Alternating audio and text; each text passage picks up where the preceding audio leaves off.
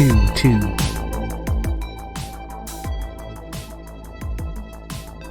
What's up, friends? I got a burrito over here. I got a freaking burrito. Believe that?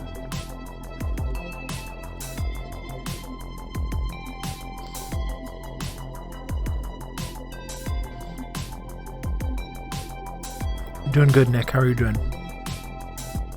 Welcome. That's the face of a person that's hodling. Always. Always.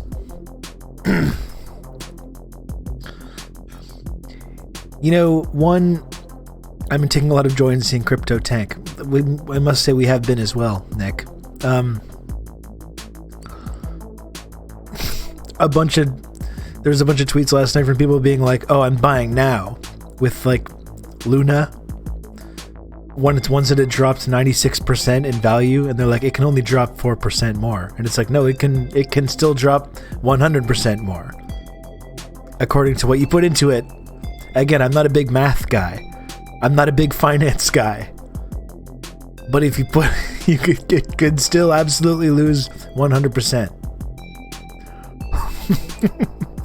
Just the most basic of math.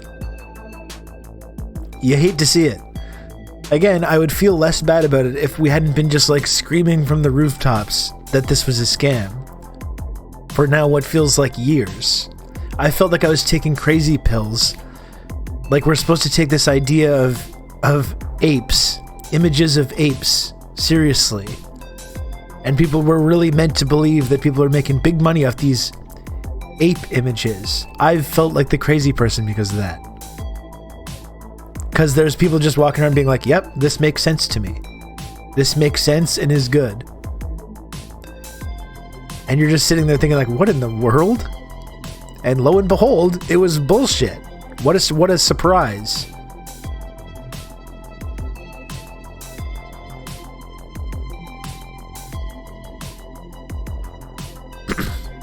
Why would you invest in a coin at zero like that? What could possibly ever raise the value again of a purely speculative asset? Yeah, I'm sure everyone's going to be really confident. They're going to be very confident in the guy running this, first and foremost, and in the form of currency.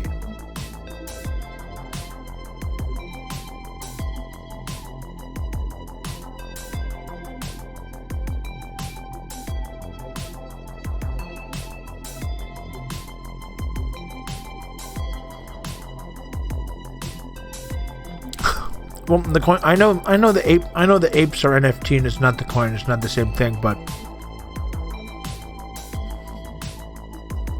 we're still talking about whether you're talking about an image of an ape or an actual coin, many of which are still around. The basic concept is the same: is that you've given arbitrary value to something that doesn't actually have value. You've injected some kind of magic into it. That's given it this value. And unfortunately, I feel like in order to create things that have value, you need more than just good vibes. Whether it's these coins, who knows, Luna was like the top 4 biggest cryptocurrency, most stable cryptocurrency, just like last week. Did you see my interaction with a crypto bro in Luna? I was at 30. Let's see this here over here.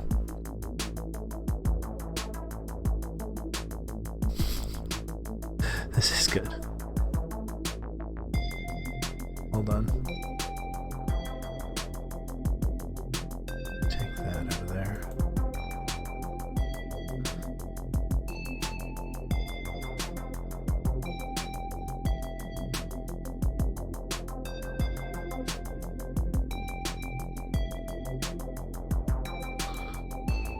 I have one hand because I got a burrito in the other hand. When this exchange was posted, Terra Luna was at around $30 and now it's at 0.00004. Well, it's hard to see. Washington Nationals, May 10th. It's amazing. This feels like... It already feels so surreal seeing all these sports things getting involved in this scam. Crypto 101, you have questions, we've got answers. Nick says, given that crypto has never created any realized value, it follows that the gains of one person come from the losses of another. How is this different than a Ponzi scheme? Why is every single person with pronouns in their bio anti-crypto? Because we can see it's a scam, I suppose. No, I didn't see this actually. Do your woke superpowers give you insight into financial markets? Apparently yes. Apparently they do. Absolutely.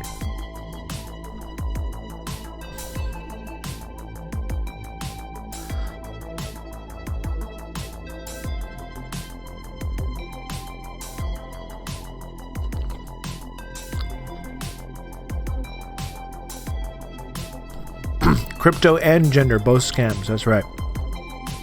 The LA Sports Arena is named Crypto.com. There's actually an amazing thing. You can see Bitcoin literally the moment the Crypto.com arena was named. That's the moment that Bitcoin starts to slide down. My ability to read gives me great insight into the economy and finance. Watching all those commercials is so surreal. From like the Super Bowl, all the crypto commercials now, it's unbelievable. It's gonna seem so surreal in hindsight, especially. All the celebs getting involved, the Matt Damon commercial. The Slurp Juice tweet was the canary in the coal mine. Yeah. That was just the peak.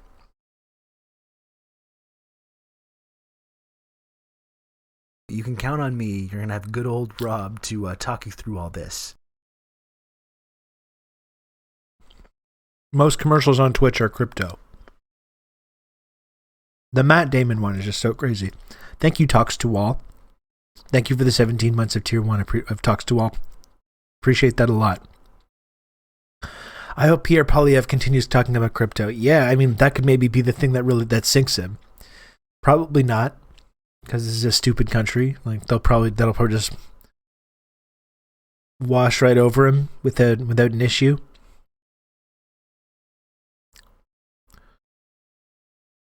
Matt Damon narrated the documentary Inside Job about the 2008 crisis. When they made the doc about this one, will he narrate over the montage of his own crypto commercials? That's sad. I mean, it's like you don't want to put value into these like rich actors or celebs and stuff, but Matt Damon at least seemed like a person that kind of was he kind of got it, had pretty good values. I remember there was that clip of him yelling about someone about how much he respects teachers. I like that.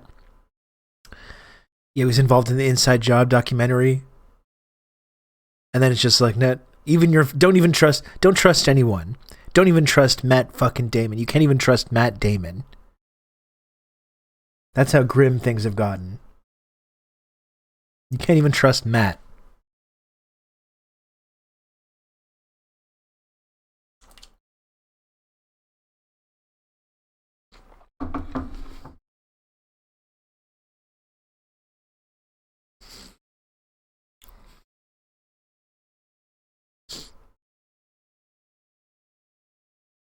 Just finishing my burrito here.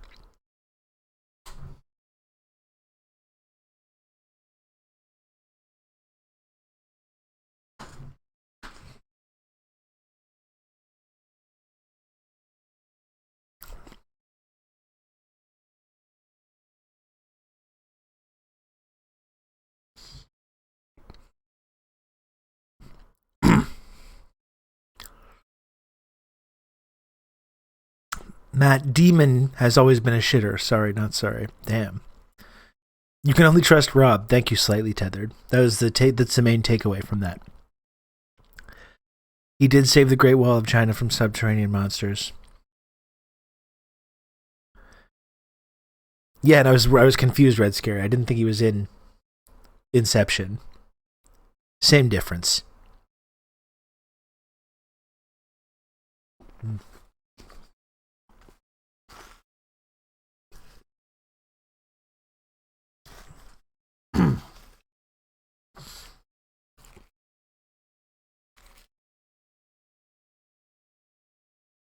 Lately, I've been making some burritos just as like a little lunch or a snack. Just making some burritos with some like I got some like refried beans, just like in a just canned refried beans to make in like a more complicated recipe. But just having the spare of that and just putting some lettuce and cheese and chili sauce and uh, the beans, just have that. That's been a nice little, like that was just a nice little lunch I just had now. That's the Outrun official lunch. There we go. Really good. Really good stuff. Do any restaurants in this city sell a good burrito? I swear to God, I haven't found it yet. Yes. Oh gosh, what's the name of it though? The streamer eating beans. That's absolutely right.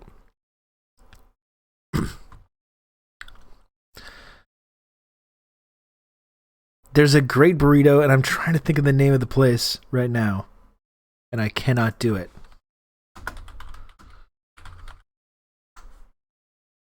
Tejano.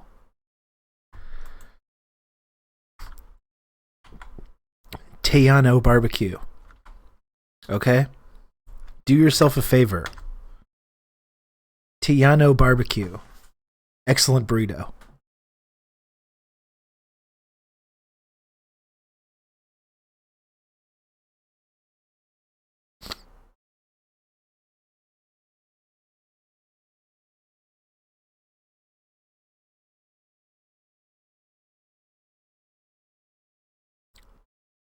There we go. Really good. Tiano Reeves. There we go. Beef 49. There we go.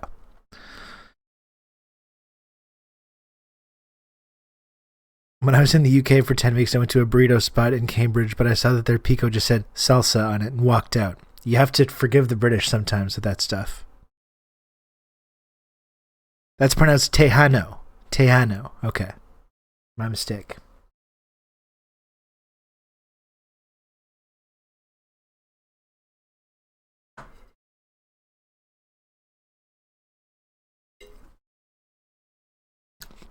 Never forgive the British. That's true. I'm sorry. Yeah. Tough but fair. Now I want a burrito. I mean, that's why they call me an influencer. Because I show up here and I just influence people to eat burritos and drink energy drinks, eat Korean chicken. What are all my products? McDonald's, Bud Light Lime, Dr. Pepper, Diet Coke.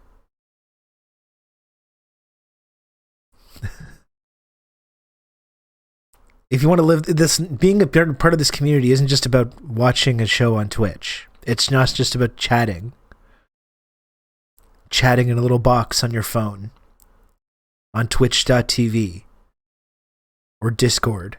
Okay, it's a lifestyle. It's a lifestyle.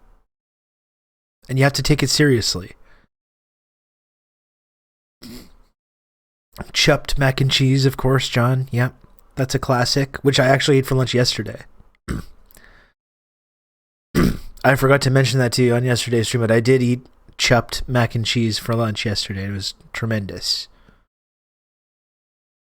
The PC white cheddar brand, which is the superior brand of boxed macaroni and cheese.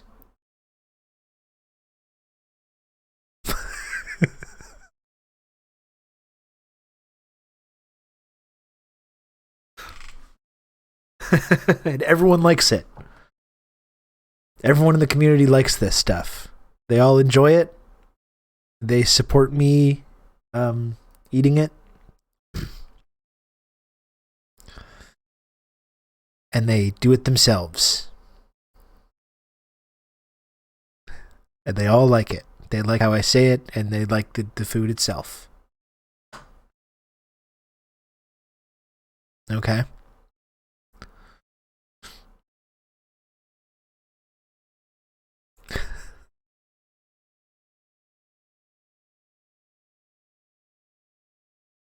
And we're all living in the beautiful friendship compound. That's going to be a weekly staple. Mmm. Mmm.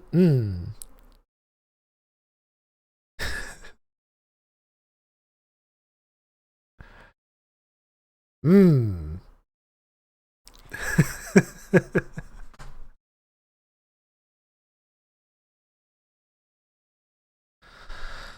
Great stuff. Great stuff. I'm glad you're all on board with this. TRRS brand mac and cheese. That's right. Thank you. Just a trough of chopped mac and cheese.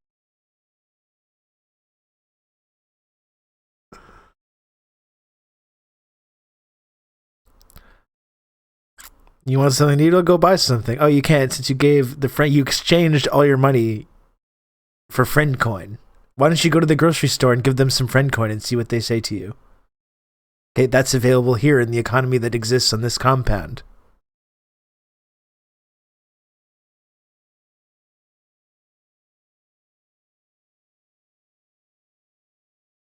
I would feed from the trough of TRRS. Thank you, Beef. Thank you, Beef49, for your vote of confidence. Thank you. The friendship compound with the huge community kitchen has to lock the doors every night so the leader, Rob, doesn't sneak in to make his famous chup and cheese. Mmm. Delicious. What everyone else has got going for a lunch situation? Huh? Let's hear it. Let's hear it. What do we got?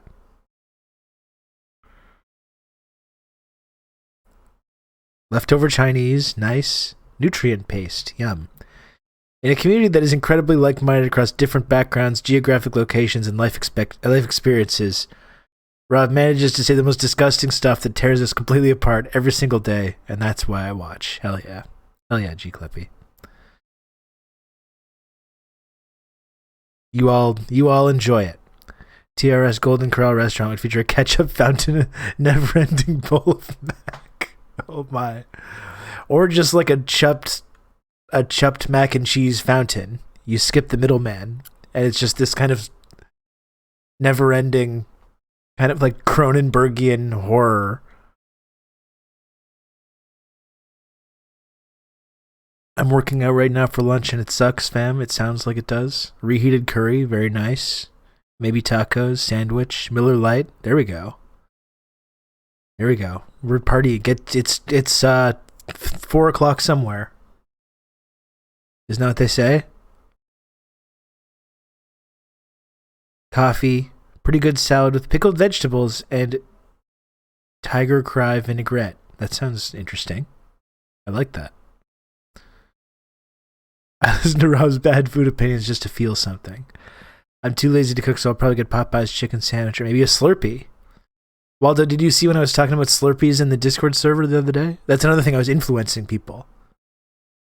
Sometimes when you're really craving a Slurpee, or I would call it a slushie, but I guess it depends on where you are regionally. Sometimes it's like when it's hot, especially, it's hot and you're thirsty, and you're really craving a slushie. There's really nothing like it. It's so satisfying. I've wanted a Coke slushie so bad since that. Those are really good too. I can't get those anywhere around here. Like I know that's the thing, and I get jealous in the States because you have some of those big fancy convenience stores with like the 9,000 different flavors and stuff. I don't have this shit. I get the fruity kind, which is pretty good, but I like when there's the Dr. Pepper or the Coke ones. There are no 7-Elevens in Quebec. No, I think there are some in Ontario and elsewhere in Canada, but not in Quebec, though. It broke my heart getting Remy your first Slurpee that Coca-Cola was out of order. Yeah, that's tough. Yeah, I was there for the Slurpee conversation. I've really been craving one. Sometimes it's just really satisfying. It's really satisfying to get a nice Slurpee. Couche-Tard is not the same. It's not. I don't mind the Slurpee flavors that they have. It's not bad. I'd like a little more variety. The 7-Eleven around here is advertising a frog water flavor. Oh my.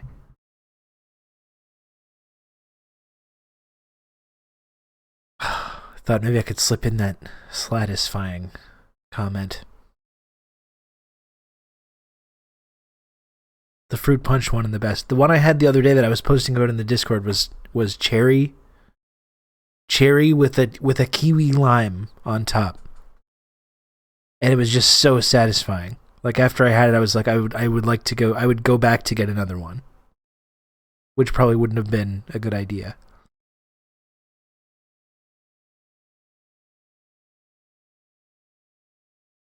Oh shit, Old Dutch, I didn't know this. Winnipeg prides itself on being the Slurpee capital of the world. We even have Slurpee Day with free Slurpees at 7-Eleven. God damn. Sometimes I gotta wonder what Quebec is doing. We're slipping behind. For whatever culture exists in this country, we're losing our grip. We don't even get Slurpee Day.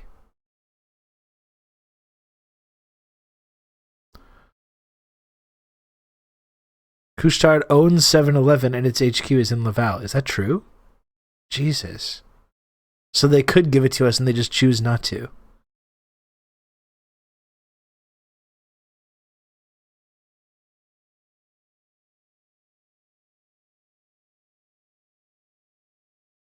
We used to be a real country.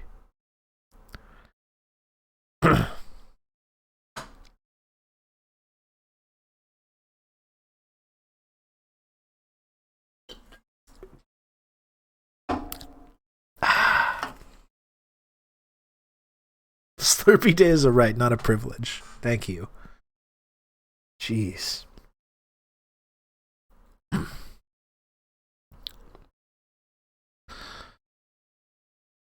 Oh my goodness. I'm not a big winter Slurpee guy, I gotta say that.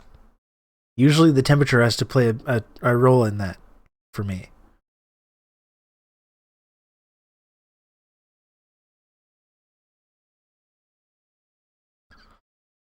Newfoundland has no 7-Elevens, only sadness. Damn.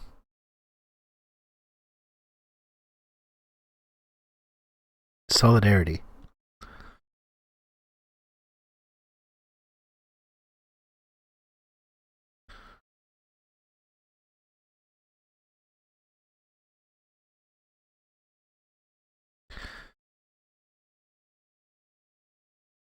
Look around at the kind of stuff that we have to talk about today. There's no shortage of stuff to talk about. I'll tell you that much.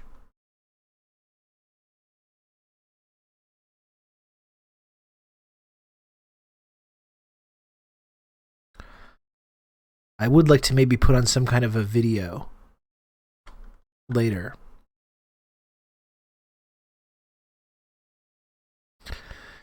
Maybe some kind of a Kwame Ture type thing.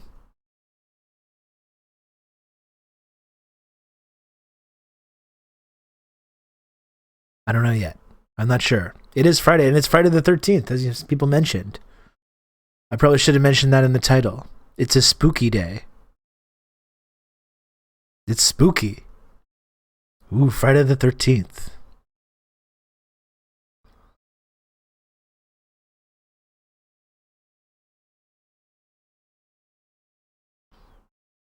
Finland is lucky because 7-Eleven has taken over everywhere here in Denmark, and they're the biggest perpetrators of food waste. You should be thanking that the wonders of capitalism have brought these marvels to your society, and here you are complaining. Comrade social distancing. Your ancestors didn't know. Forget about the quote-unquote food waste. Your ancestors didn't know the convenience. You can go get a Slurpee and a taquito. Or one of those like hot roller hot dogs at any time.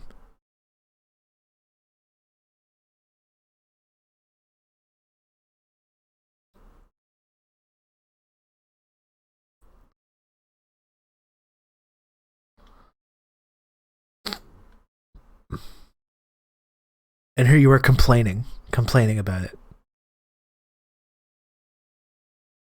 The other day I saw 12 cops walking to the 7-Eleven with guns drawn. I thought, oh no, someone was wheezing the juice. Those taquitos are undefeated. I don't think I've ever had one. I must be probably because of the lack of 7-Elevens in my society. I don't think I have had a taquito. I'm aware of the concept of a taquito. Not something I've ever really been able to enjoy, though. I'm sure I would like it.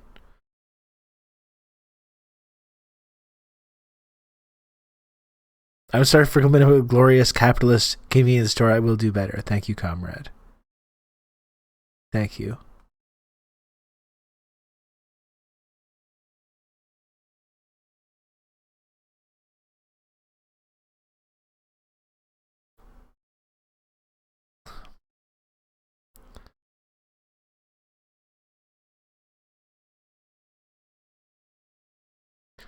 Oh, Duck, how was the keynote for Comrades last night? Medium cool was the movie. How did that go? Did you guys have fun watching that? In the Discord server?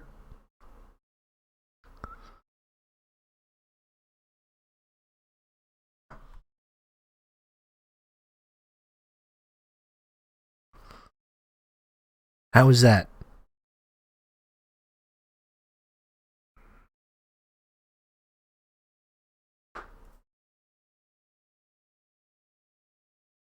Medium cool is very interesting. The final sequence is very disorienting.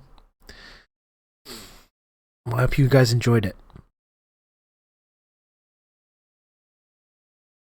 Hello, Dr. Awesome. They shot it in the midst of the Chicago police riot. Okay, so they actually got footage of it? Like it wasn't I thought it was like a recreation. Southern accent's worse than yours, if you can believe it. I can believe it because mine's really good, so most of them are worse than mine. So I so wish I could make the movie nights. Yeah, it's pretty rare for me as well. They kept playing banjo music every time 2 West Virginian characters were on screen alone. When people from West Virginia walk into any room, there's just you can hear the banjo music just on the wind.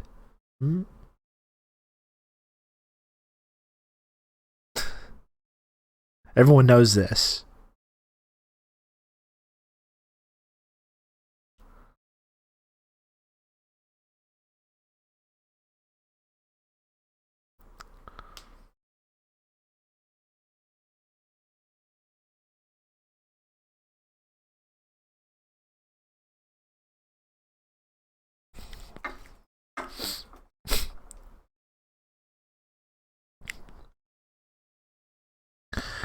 I suppose we should actually talk about the news.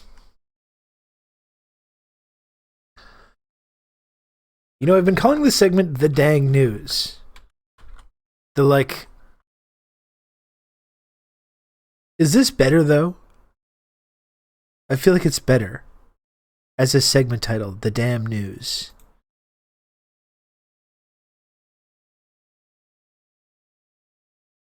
What do we think?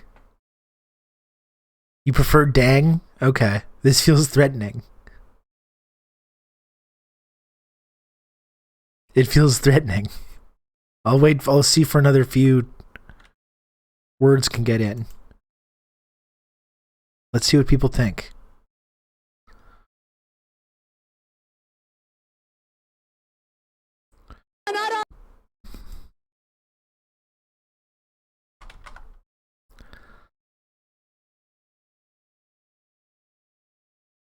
Have we considered darn news? Man, the damned news. The goddamn news. Man, why do I bother asking chat these things? Why do I bother asking chat these things? Everyone's got a different opinion.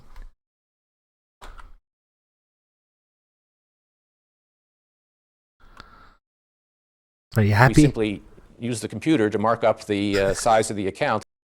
Wow, Mr. Rob is going doomer with the damn. I thought this was a cheerful, happy stream. Bun pausers. Thank you, Useless. I'm sorry for getting too outrageous. I'm sorry for getting too outrageous and threatening. Rob's News Hut. That's kind of nice. That's got a nice ring to it. The have you heard about this shit? It's fucked news.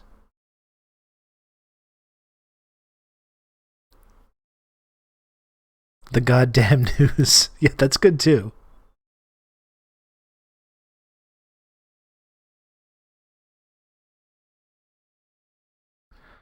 Forcing the Canadian niceness out of me. We looked yesterday at the reaction to Shireen Abu Akleh's murder on the part of the IDF, and the reaction to it from like the media, the way the media was describing this, the way our political leaders were condemning or in the murder, or saying nice words, or demanding accountability for the perpetrators, or demanding some investigation, these vague words without mentioning who did the killing, who is responsible.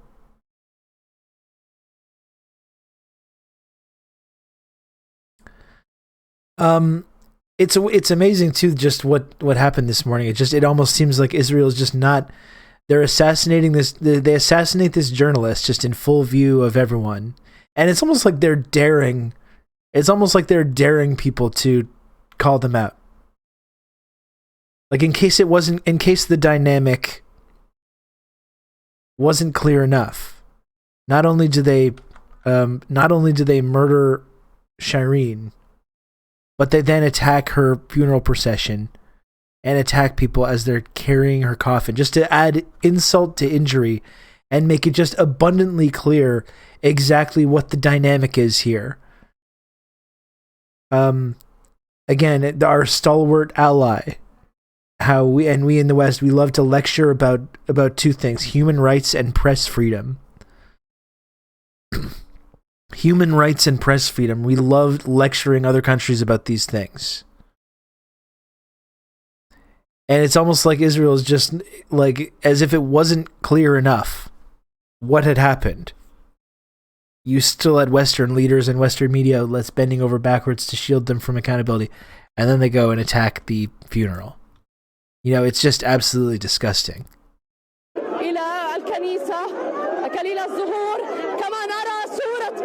Like, this is an intentional, targeted attack.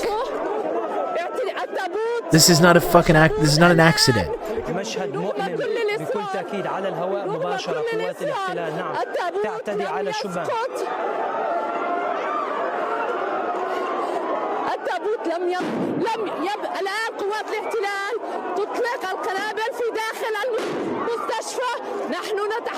It's extremely horrifying.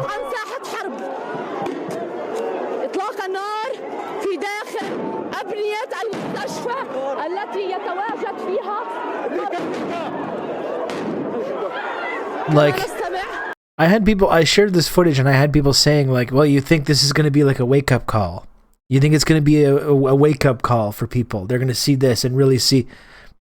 And I have to wonder, I respect that people think that there's some level of violence or depravity that it's going to get to, that people are going to start realizing what it is we're supporting here. But just when is that moment supposed to come? Since 48, how many wake-up calls?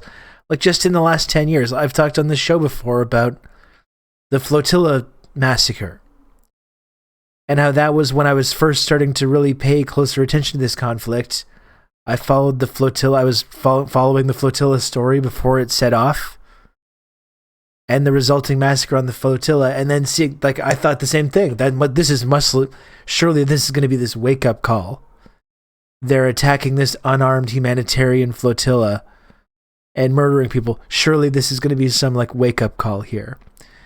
And it's just been since, it goes back decades, it stretches back decades and decades, but since that time, it's just been this series of events that should be wake-up calls that just lead to nothing. There's the Great March of Return. The amount of people that were just protesters that were just openly assassinated and maimed. during that period. Just the bombings of Gaza, the bombings of civilian infrastructure, kids, media offices, assassinating journalists. It just doesn't ever stop. And nor does the colonization process and the settler colonialist process, which has just been carrying on unabated for now generations.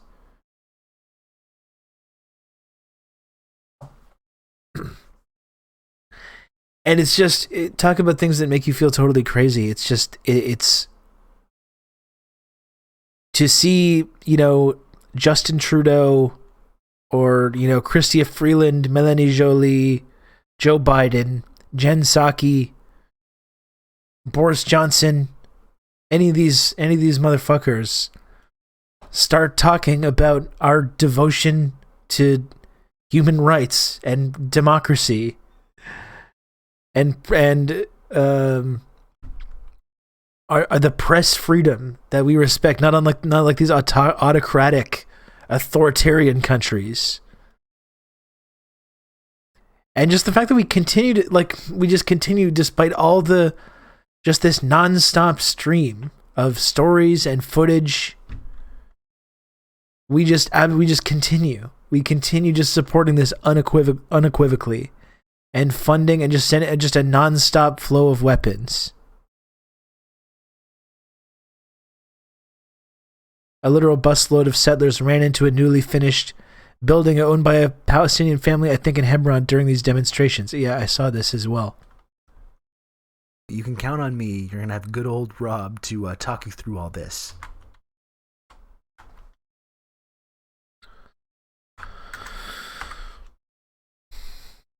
Like,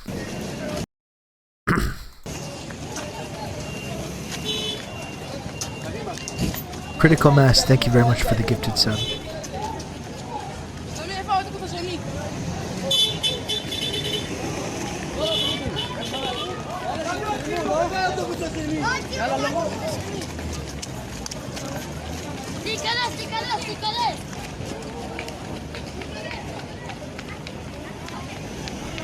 Just this fucked up process where there's people that are involved in this colonialist process or joining the IDF themselves that are literally from like Pittsburgh. They're born in who knows where, Boston, Pittsburgh, New York, Alberta, wherever. And they're there like colonizing a place and like waving guns around towards people that have lived there for generations and talking about how it's like their ancestral lands.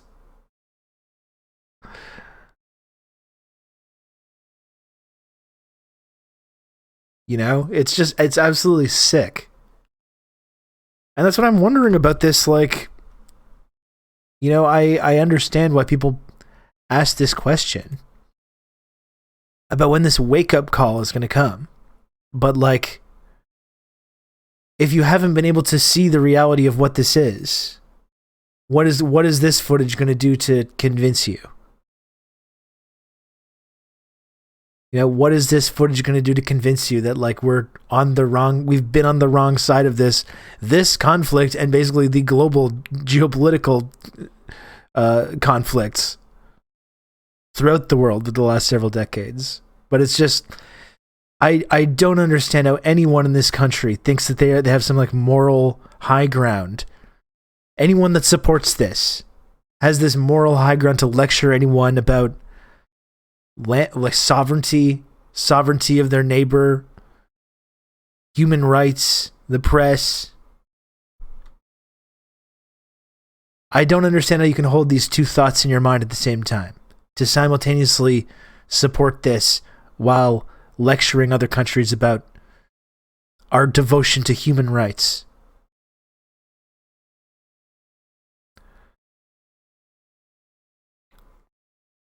Yeah, or sending billions of dollars in worth of arms to Ukraine to so the people of Ukraine can defend themselves against the invading Russians. When is the billions of dollars of weapons shipments to Palestinian militias going to start?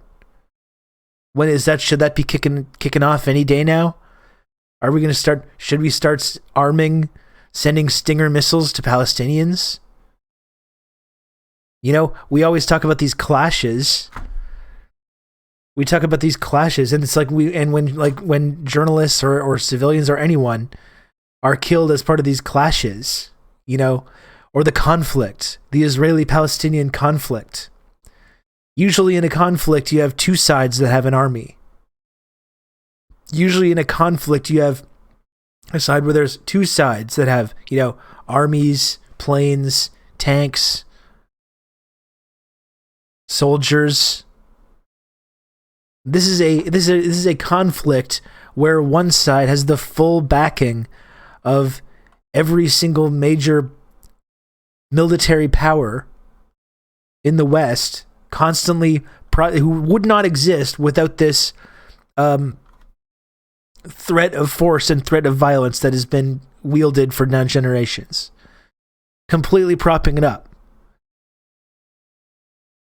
and no such support for anyone on the other side of this conflict. And in fact, if anyone ever dares to suggest that anyone on the other side of this conflict should be armed, they get treated as being terrorists and terrorist sympathizers.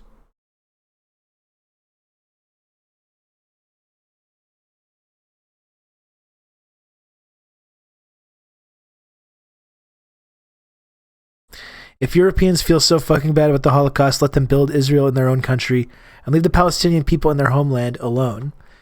Yeah, and this I saw a great clip about that. I'm trying to remember the journalist. It's someone I follow on Twitter. Maybe someone can find it, but a Palestinian journalist who did an interview on German TV to talk about Germany's unequivocal support for Israel, and said this exact thing after being invited on a TV station and never being invited back.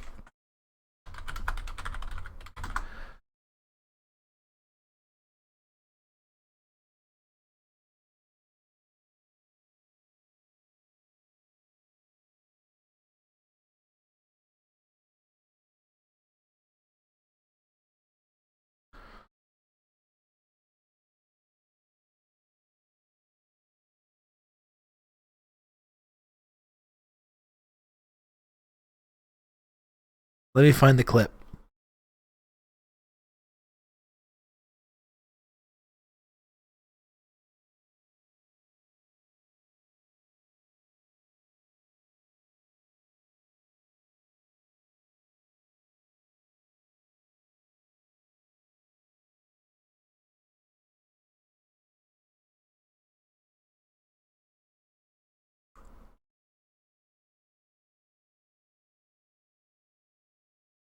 Yeah, okay, here it is. Thanks for bearing with me here. And I think This is Ali Abunimah.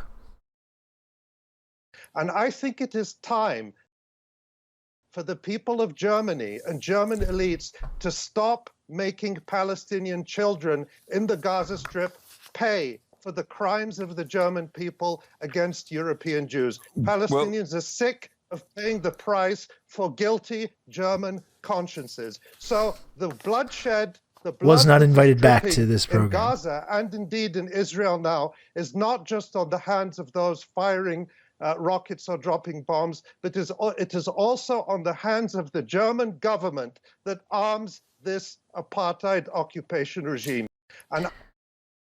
And the Canadian government and the US government, of course. And Davide Mastracci was pointing out some of the way that the media was covering this. And again, using, this journalist is assassinated by sniper fire. And they're using the vague language about who did what and who is involved and who did the assassination, regardless of whatever evidence there was, whatever eyewitness testimony there was. Then the woman's funeral is attacked by the same people, which is famous. That's something that famously innocent parties do. raiding the funerals and beating protesters attending funerals for people that you murder, showing up with armed stormtroopers to beat the shit out of people there. That's definitely innocent behavior there. And it still gets described the same way. Clashes between Israeli forces and Palestinian mourners in Jerusalem. Clashes.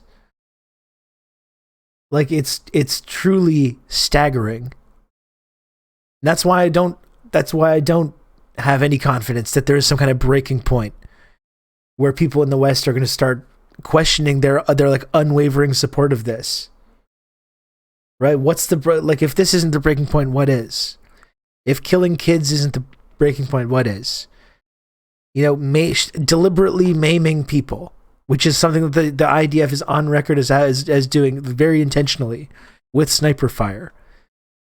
Deliberately maiming people, killing nurses, journalists, bombing the AP office. What more needs to happen for people to wake up to this?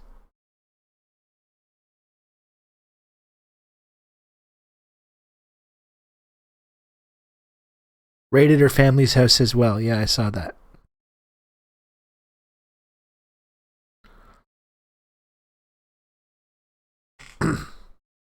Her funeral in occupied East Jerusalem, the IDF shouldn't even fucking be there.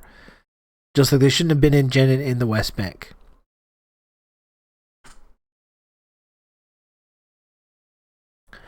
And once again, if you're wondering why Canada and the US unequivocally support this process, this is where people get tripped up and start falling for these like right-wing anti-Semitic conspiracy theories, where they think like Israel is secretly controlling our government, and it's nothing at all like that. Israel is carrying out the exact same process of violent colonization that created our societies in the first place. That's why we support them. We're settler colonialist societies. Just we grew up in the post-settling period after the indigenous population had been successfully ethnically cleansed and genocided. And we grew up in the aftermath of this, so we don't really witness the violence of it to the same extent. We witness the violence of it when we see indigenous people living on the street or in our prison system, or we hear news stories about things that have happened being unearthed outside of these residential schools, etc. But we don't really see the extent of the violence of it.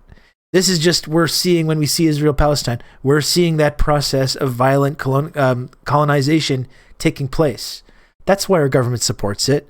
It's not because Israel is somehow secretly controlling Canada or secretly controlling the United States. Israel's its whole purpose is to provide this colonial foothold in the Middle East for the Western countries. It's a junior partner in this criminal cartel headed by predominantly the United States, with Canada and Britain and all the other junior partners. So it's not that complicated, you know. And we can and should be criticizing Israel and calling for a resolution to this conflict that's not just like this kind of bullshit platitude about having two states, which will never happen. We can do that while also not getting pulled into these this is exactly how people get pulled into these right-wing conspiracy theories as well, because they think without Marx and without class analysis, and they have baby brains.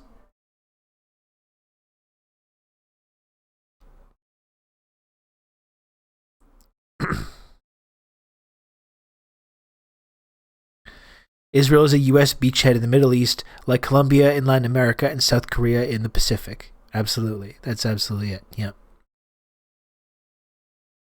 Palestine is in a strategic area of great importance as the link between Africa and the rest of the Middle East, and they have many important ports, which is why it was an important territory for the Ottoman Empire, and after them the UK in the British Mandate of Palestine, and after them the US through the Zionists.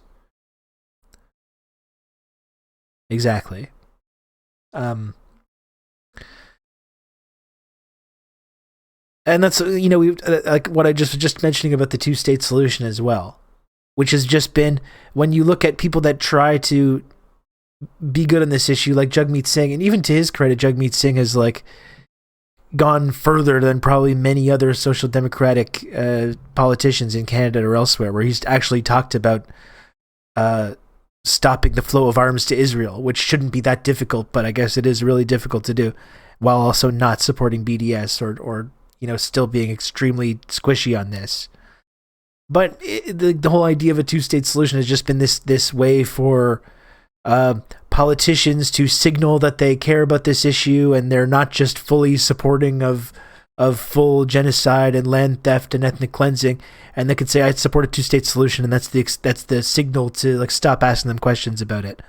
That's part of what the reasoning has to be, though, is completely giving up on this idea when we talk about Israel-Palestine of this eventual two-state solution, which will never happen. If the idea of partitioning this region was good in the first place, which has been tried time and time again throughout history by these colonial powers, and always ends in disaster anyways. You're gonna have good old Rob to talk you through all this. At what point does resubbing become an addiction? Darius, thank you very much for the 6 months of tier 1. I wouldn't worry about it. Don't worry about it. I think you're okay. Don't even worry about it. But the idea, like, okay, if a two-state solution was the actual path forward for peace, that would be one thing. I think we all know it isn't. And also, frankly, Israel is not interested in a two-state solution and never has been. That's never even been an option on the table. It's literally just something that people say to end the conversation, to signal that they care about this issue. I support a two-state solution. I mean, that's whatever. Anytime anyone is pressed on this, there's never going to be a two-state solution in Israel-Palestine. Never, ever. And the sooner we kind of come to this realization on this, the better, right? It's not ever going to happen. So any discussion moving forward about a framework for peace in this region is going to, it should exclude that entirely from that.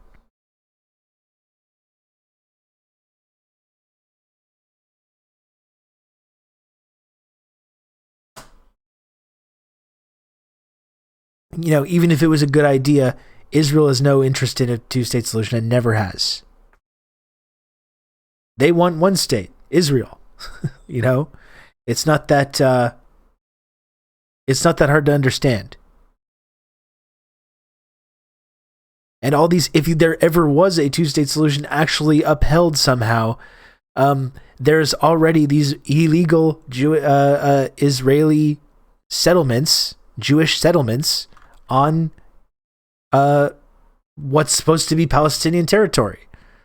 This has been this process. This is the whole fucking problem. This is the process. There's been this process of colonization of all these territories.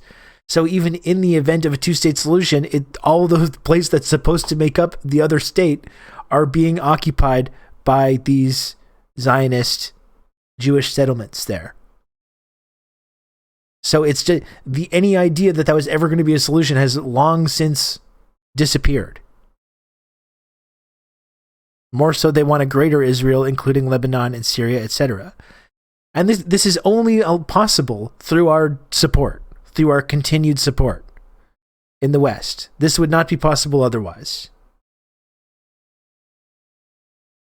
It's only not just through our endless arming of Israel, our endless the billions of dollars in aid and in weapons, in direct weapon sales that go there, but in our diplomatic support as well.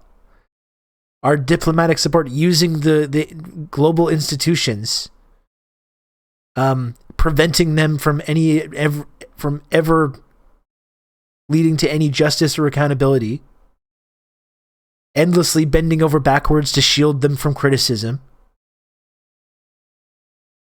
There's a whole while all this has been going on, especially the last couple of years, there's literally a campaign which most major countries now subscribe to, including Canada and the UK, to change the definition of anti-Semitism to include criticism of Israel. That's like the official, according to the government of Canada, and the official definition of anti-Semitism that they recognize, that includes criticism of Zionism and of Israel.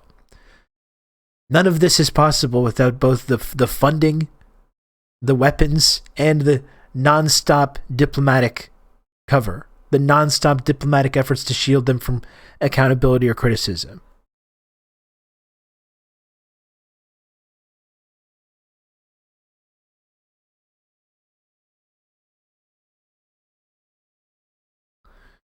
Two-state solution is a smokescreen for genocide. Yeah, it's like I said, it's just a way for people to signal that they care about the issue. And when a politician or anyone says, "Oh, I support a two-state solution," that's just a signal to stop asking me about this, please. I support the current status quo continuing to its logical endpoint, which, as Red Scary is pointing out in the Discord,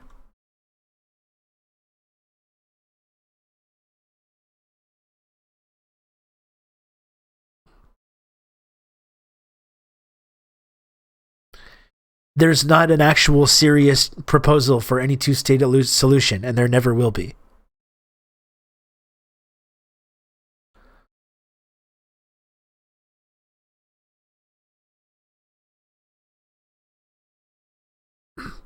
Two popular right-wing lies.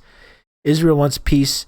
That's why they let Palestinians have Gaza. Gaza isn't important to Israel, but the West Bank and Jerusalem is. Why are people so upset about Zionists taking such small territory? Zionists stole extremely valuable land with access to the Mediterranean and Arabian Peninsula, and Israel is now one of only 2 countries with access to both the Mediterranean and the Red Sea.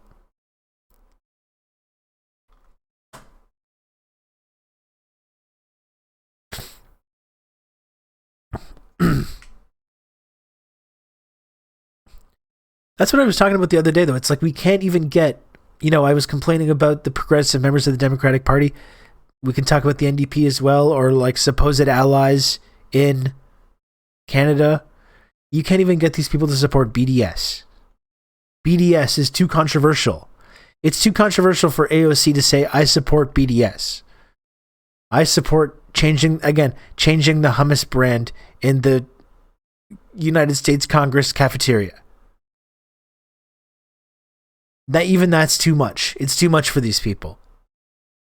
Even DSA kicked BDS out. Yeah, they kicked out the BDS working group.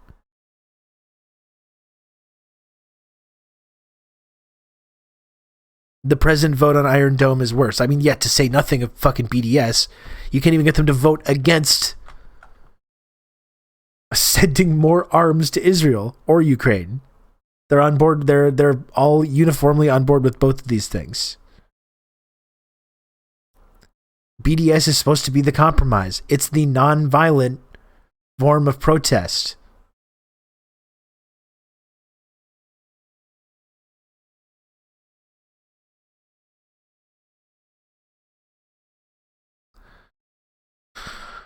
AOC tried to shame protesters about her vote on the Iron Dome, about how it's for the Palestinian people. Yeah, I mean, like I've talked about before, Silver, it's like there's kind of people that have built whole brands around like anytime anything bad happens that the Democratic Party supports, they turn it into this like AOC bad thing, and that's the only thing that anyone ever wants to fucking talk about. Which I try not to do. But when it comes to, like, we have to be able to point this out at the same time, especially when it comes to these foreign policy issues, and when it comes to Israel-Palestine. It's just pathetic. And she's on the free Tibet train. Can't expect anything better. Yeah. I mean, that was the biggest warning sign. That was the biggest red flag. AOC, in her campaign for a congressional seat, what had happened during the Great March of Return and all of the horrific war crimes that happened during the Great March of Return, which were documented extensively, including in documentaries like Abby Martin's Gaza Fights for Freedom, which is an incredible film that everyone should watch, that really, really spells this out. The level of criminality that was happening. And AOC, during her campaign, was like, it's a massacre. It's a massacre. Correctly described it as a massacre. And then as soon as she was elected, literally the first time she was asked in an interview about that, you called this Great March of Return a massacre. Do you still hold those viewpoints? And I'm not really as educated, and we need to be careful, but the language, and it's like, that was the first warning sign. That's like, okay, well, it's pretty clear what's going to be happening in the future with this subject and with similar subjects. It happens because there are people who did the opposite, built their brand around vote blue no matter who, or vote progressives, and it'll make things better. But I get you. Yeah, you're right, Silver. That's why I do think it's important to point this stuff out. I try to point this stuff out without fixating on it intensely. This is what it was like to vote for Obama. Yeah, it's the same thing, right, Sinchel? I mean, so many people were excited about Obama, not just in America, but around the world. Around the world. During the height of the Iraq War. Talking about closing Guantanamo. And the way... One of the most radicalizing things of my life, talking about like following the American national security establishment, following the election of Obama, and then seeing the way like the drone warfare and the targeted assassinations ramped up, and all the war on terror stuff just ramped up in intensity. That was an extremely radicalizing couple of years following those stories. Palestine is the test, and if you don't pass it, you're not a leftist worth paying attention to at all. Yeah, my friend Michael Buchert, who works for Canadians for Peace and Justice in the Middle East, he once talked to me about this, which always stuck with me too, to talk about how there's a reason that Israel-Palestine is like a litmus test for like left-wing people or politicians. Because if someone's taking a stance, the pro-Palestinian stance, they're not really benefiting from that in any way. And in fact, there's a number of ways that that's going to be used to hurt them. There's no real benefit to taking these principled anti-Israel stances. You know, they'll come after you. They'll try and destroy you. You'll be accused of terrorist sympathies and all the stuff that people say. So if someone's taking that stance, regardless of all that, you know that they actually believe in this stuff, and they actually believe that they're doing the right thing. Because there's very little benefit to actually calling these things out.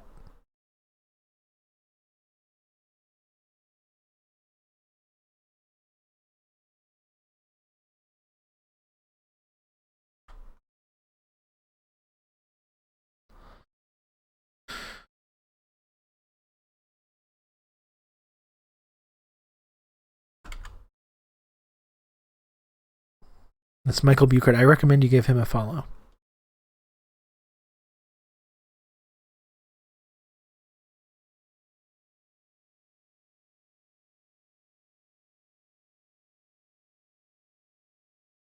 Here's Nikki. Let's see what Nikki has to say. Play was we are hearing a great deal about human rights. 2 days ago, an Al Jazeera reporter, Shireen Abu Akleh, was executed while doing her job, wearing clearly delineated press gear, and had her life so tragically taken away. When will Parliament condemn this act and speak out against the atrocious violence we are seeing waged against Palestinians by Israel? The honourable for Avalon has 1 minute to respond. Thank you, Madam Speaker, and I thank the member for her question and her thoughts on what had happened to that reporter. I couldn't agree more. It should be condemned totally, and it should be condemned by all the free world to let the world know that we don't stand for this in our world, or in any world for that matter. For a reporter who's dare to report on going events or what's happening in whatever territory it is, the Liberal Party has a never-ending supply of arms. And there should be a full investigation into going to Israel. Full investigation. Who's going to do the investigation, though? The IDF. The IDF's going to do the investigation into themselves about this, and then we can all just walk away.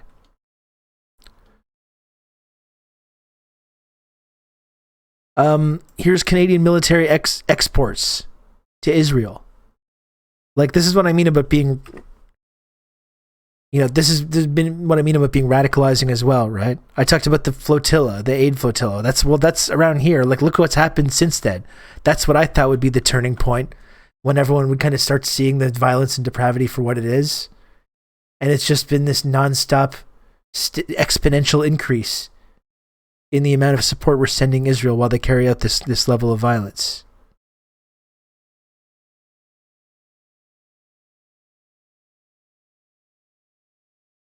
Just like the RCMP investigating the RCMP. That's right. This is how politicians are able to simultaneously support this unequivocal, endless supply of arms and funds to Israel and diplomatic, and not like total unflinching diplomatic support, while simultaneously trying to pretend that they care about the violence that's happening, right? I support a two-state solution. I support a full investigation into these events. Now stop asking me about it. Leave me alone now. Stop asking me about what's happening. Meanwhile, the arms sales continued or increase, and our endless diplomatic cover for them while they carry this out remains firmly in place. And we encourage some internal investigation on the part of the IDF, where lo and behold, they determined that, oh, there was Hamas guys in the funeral. Oh, there was Hamas guys in that civilian building. We felt threatened. It's the exact same cop excuse, you know? We felt threatened. They did their investigation. They're going to determine that they were actually justified. In the same way that, the Kunduz hospital airstrike, which I often bring up, as you know, when we talk about American war crimes. The Kunduz hospital airstrike. We investigated that ourselves. The Pentagon investigated and determined that it wasn't a war crime. There we go. You're welcome. You're welcome, everybody. There's where your investigations lead you.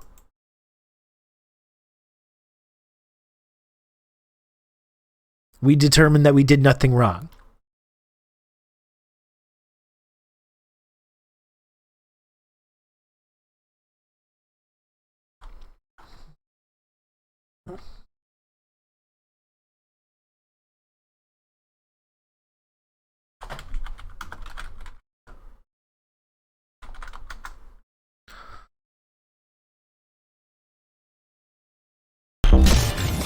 To what you were saying, Red Scary?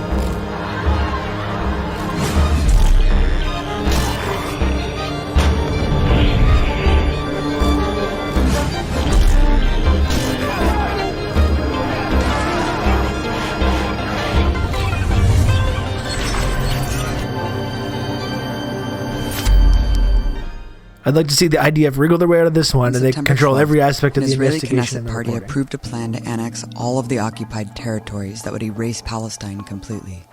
This is considered an extremist solution to a conflict that has spanned decades, and the so-called key to peace in the Middle East. But how do Jewish Israeli citizens feel, those who are not in the government or living in illegal settlements? Last year, I traveled around the West Bank to release a series for the Empire Files on the plight of Palestinians, featuring their voices and stories. But I also went to speak to average Israelis in the Jewish quarter of Jerusalem. We're here in Zion Square in Jerusalem, which the government has actually declared to rename Tolerant Square. And we're just going to ask everyday Israelis what they think about the situation. You're American. Where are you from, and why did you come here? I'm from New York, and I came here with my family when I was younger to make Aliyah, because it was always my parents' Or the dream drone to come strike to on the Israel aid worker and because kids we're during the religious. Afghan pullout. So, are you American? Yes. Oh, cool. Why? When did you move here, and why? I moved here 11 years ago. My family moved here because this is the country of the Jewish people and the future of the Jewish people, and we want to be here. How old are you guys? 18. We're 18 years old. Now we are here in Israel taking a leadership course, and we're going to the army for a few months to see how life's here. And then we hope to bring back some of this knowledge to our youth movements. So you're like an internship with the army? It's about 2 months, and they show you everything about the army. Israel is a great place. It's a nice place. You should come and visit. I love Israel, and I feel safe here.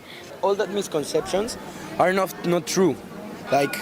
There's not people with knives every day, and there's not people exploding. Palestinians? Yeah. No, but pretty much the life here is Abby's really gonna good. have to be careful too. For people living here, it's just normal to see people in the army walking around with guns, and you feel completely safe and protected. I feel like we know These people who are on the their threat ancestral is, and homelands. it's not coming from anyone random, as opposed to in the rest of the world that it could be anyone. Here we know who our enemy is, and we know that they are out to get us.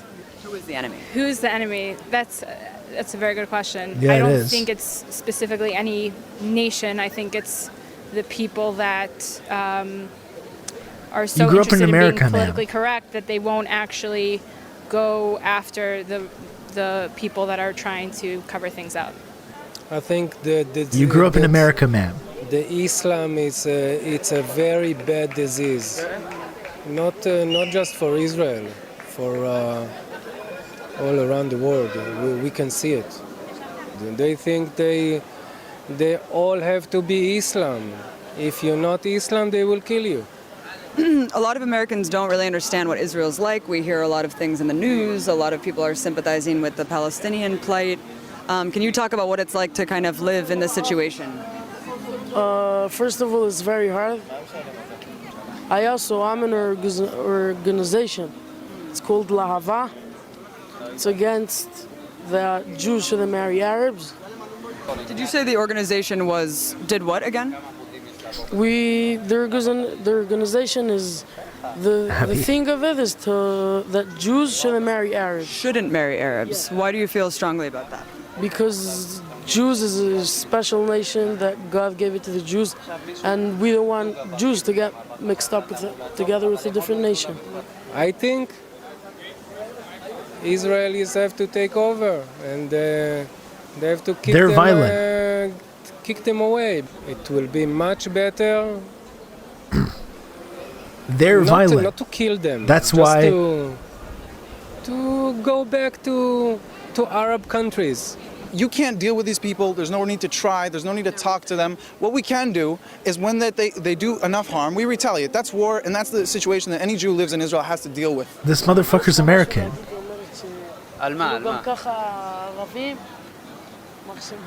אוקיי.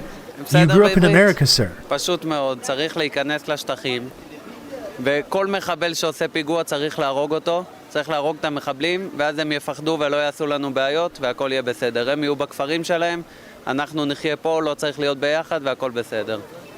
I think also that every Arab that doing a terrorism attack, we have to kill him, and not because he's an Arab, because he's a terrorist. I think you should also kick out the family, because it's all begins It is Lebensraum. It is. I would say education.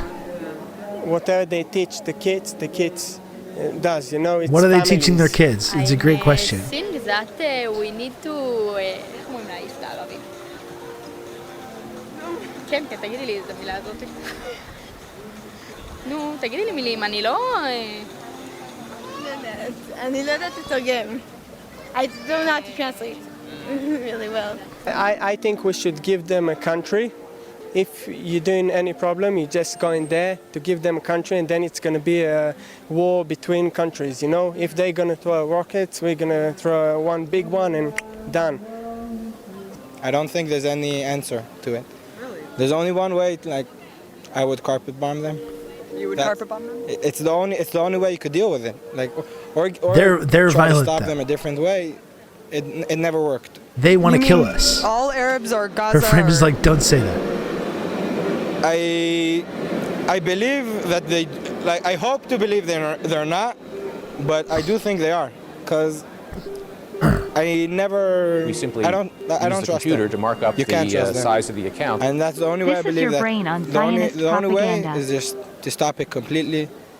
I think that we're miserable. Thank you, useless. The Arabs make a פיגועים and we need to kill Arabs. No.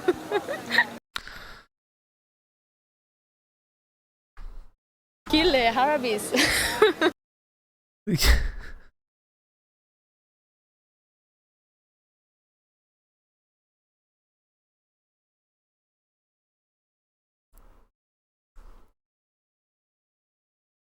Yeah, they're supposed to live in a single state with these people, though. Yeah.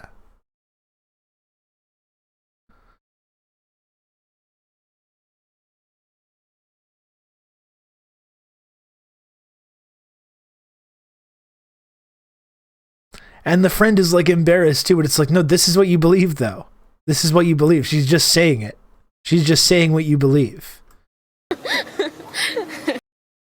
No. Okay. We'll talk about this later. Yeah. All right, cool. Well, there is also Jewish civilians that ate Arabs. Yeah, I'm not saying. Yeah, that can we you have imagine? Also, people that like the Arabs and everything, like Smolanim. I think another thing that the Jews should have rights to hate them. I think we have the right to hate them. I don't see a reason why not. I wouldn't trust any of them. To better understand this mentality, I also talked to Ronnie Barkin, a Jewish Israeli citizen who grew up in the country and is now an ardent critic of the notion of a Jewish state. Like anyone growing up in Israel, I went through the whole indoctrination mechanism. And we're being trained to be soldiers from kindergarten. Thank you, GMO Radio. Thank you for the gifted sub. Really appreciate it. The friend is only embarrassed because they know it's bad PR. Yeah, no, exactly. Exactly. It's so fucking twisted. Especially when it's the American accents too. You know? Especially when it's the American accents. Kindergarten. Literally from kindergarten. The moment I realized, I managed to sort of overcome Abby's that indoctrination. Treasure, an international treasure for capturing these interviews and exposing people to this. Because it so flies in the face of everything that we're told. Right? And Abby was able to get them on camera feeling very comfortable, to her credit. One of the main successes of Israeli propaganda is to convince the world that the situation is complicated. But it's complicated, far from being complicated. It's probably the least complicated conflict in the world today. And it's all about basically those who have the power, those who oppress and subjugate and tread over the indigenous people of the land who have been oppressed and subjugated and expelled from their land. And this is what it's about. The situation here is not very different other than the way it is perceived in the world and among Israeli society themselves. They like to perceive themselves as being something else, as being, liberal and progressive and all of that. And I also thought of myself as such until I realized that actually, this is not the case. Leak 50, you don't know what Marxism is. You don't know what it is. Okay? It's great she got this footage up because if they had seen this footage at a checkpoint, they would have destroyed it. Yeah, absolutely. Leak 50. No, you don't. You don't know. You don't know what you're talking about, sir.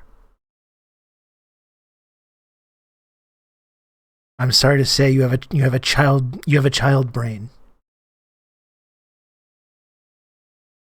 Leak, you have a child's brain. I'm sorry to tell you. I know it's not nice to hear this.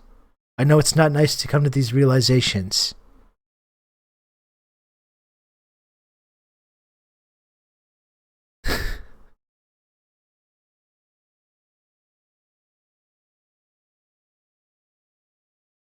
You have a child brain leak. I'm sorry to say. The case is very clear, and I'm not on the right side of history, and that's when, the moment I managed to overcome this type of brainwashing, then the rest was very easy. So this one is all about creating a place which is for one select group and only that. It's not only the fact that they wanted to take over, to usurp the land and the resources and all of that. It's also about this exclusive nature of the place, that this is ours and only ours. And even any Palestinian being born in Israel, even if they're Israeli citizens, is already regarded as some sort of a threat to the state. Mm-hmm. The need to segregate, the need to separate and not to interact with Palestinians is part of Israeli identity. So we have to understand that Israeli identity depends on denying Palestinian identity and denying either the existence of Palestinians altogether or at the very least denying their identity, their culture, and so on. The amount of trolls in here is so low. I forgot about guys like that. We get them sometimes. Right after we get the them sometimes. Were expelled from their homes and became refugees. The very next thing that happened was that there was a concerted effort of mass looting of books and other cultural artifacts from Palestinian homes, which was led by the National Library in Israel. So it's for a reason that when we say existence is resistance for Palestinians, this is true. Just by very existing on their land, this is an act of resistance in itself. Even more so when they actually claim their rights, claim their identity, do cultural work, or like produce Palestinian culture, that is an act of war.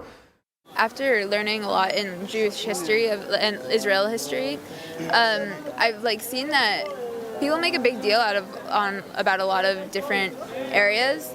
But if you look back, like, correct me if I'm wrong, if you look back at the history, the areas, these places are like really rightfully ours. Like, if it was any other country that would have Where the fuck did she grow up? conquered these places, Rightfully or taken over ours. these places, nobody would make a big deal. It's just because it's Israel and there's anti-Semitism and everything. You're American. They kicked us about 2,000 years ago. You're fucking and we came American. back. We have Jerusalem. We build every stone. Why do we have here. to pretend ethno-state Every is ever a stone, good thing? Well, that's in the 3,000 West years loves ago. ethno-states, right? Over here. We just love them. This is the. We love them. We want ethno-states in Israel, Palestine. We want ethno-states in India, Pakistan. We want ethno-states in Africa. We want to balkanize China into 7 different ethno-states. Ethno-states for everyone. That's our solution to everything.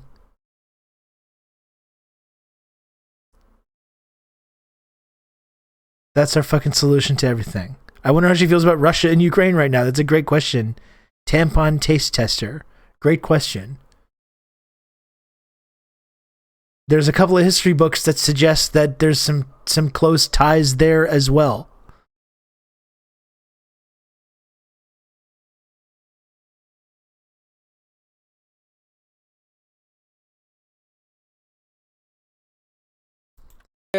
City of David. 2,500 years ago. All history of the Jewish people, and the Islam doesn't have history at all in this country. I think that they should actually look at a history book and look at the progression of history and who occupied Israel, go further back. So if it could be that the Palestinians occupied Israel, that's true, but who occupied that before that? And if you keep going back to the times of like the Bible, you'll see that it was indeed the Jews that did occupy. Where are the Palestinian people during 4,000 years under the Ottoman? Answer me. Well, I'm the journalist here, so I don't. And how God punished is the sins by other people. He said, he sent. Look at a history book like the Bible. He Yeah. sent, and now he sent Palestinian. Jesus Christ. Okay. But it's really rightfully ours if you look at the history and at, like, the wars. And we didn't even start a lot of the wars. And we conquered these places rightfully, like it's ours. We brought. You didn't do the shit. settlements in the. You did not do shit. By Gaza. You know, all the Gush Katif strip. Gave Gaza back. Well, we gave part of Israel. It's not that. It's not Gaza. It's. We do things for peace. I think that the Jews came here, they took this land, and this is our land now, and I don't think there should be here no Arabs. Like Arabs, they want, we gave them Gaza, they should go live there quietly if they want. They should go back to Iraq, I don't know, to wherever they want. But this is a place that God gave it to the Jews, and we don't want the Arabs to be here. And before they accuse anyone of occupying, they should actually look back and look at history. So you wouldn't call any of this occupied territory? No, I think that whatever deals were made and wars were fought, they took the land, and that's the way things work. I mean, would you call America occupied by Americans because the British used to rule? The people who kicked the Jews Yes. out of Israel were the Arabs. Yes, lady. 1,400 years later, we come back. Now, I'm not saying that we can blame the people living here for what happened, but you gotta accept that that's some kind of divine justice, that their great-great-great-great-grandfathers kicked my Both of these great-great-great-grandfather motherfuckers are out of here, and then we come back, and all of a sudden they're like, well, no, we don't want it, it's not fair. They took the land from us, not the Romans, and not the Persians, and not the Byzantines. It was Arabs who took this land from Jews. And so, yeah, we came back and we took what was rightfully ours. Besides the fact that before the Jews came to here in the late 1800s, early 1900s, it was like a barren land. Like, because the Jews came here, it started to false. Like, flourish or whatever and become actually, like, people started planting things and This making is settlements pure in all these fucking places. If the Jews settler never came here, then colonialist it'd be in the same fascist place it was like 200 years ago. ideology, or not propaganda. where it is today. And so the Jews came here and they started It's making exactly it better for also the Lebensraum. Arabs, and they only started None of to be this an is issue true. because the Arabs started No, it's to not, Marina. make it more of an issue. How many people think The like barren you, land trope, yeah. What is the state of the left wing within Israeli society? So the people who think like me are a negligible few. And I We would made it argue up. that there is no left. This in one Israel, was never invented by a ever writer. Existed. What you have are those self-proclaimed leftists. It was a backwards place. The liberal Zionists came back and civilized it. I mean, it's the same fucking thing that we hear about indigenous people in what is now Canada and the United States. It's the same thing we hear about the Mayans and the Aztecs and the indigenous populations that lived in Central and South America. Oh, they were engaging in all this kind of barbaric human sacrifice and stuff, and we brought civilization. Or the British in India. We brought them civilization, all these backwards, barbaric cultural practices, and we ended all that stuff. It's the exact same thing. It is the exact same justification for all of these colonist societies. We basically did them a favor. We were basically doing them a favor by colonizing them. They had no culture, no cities, no civilization, no art. Just a bunch of murderous barbarians, and that's all. It wasn't a fertile land.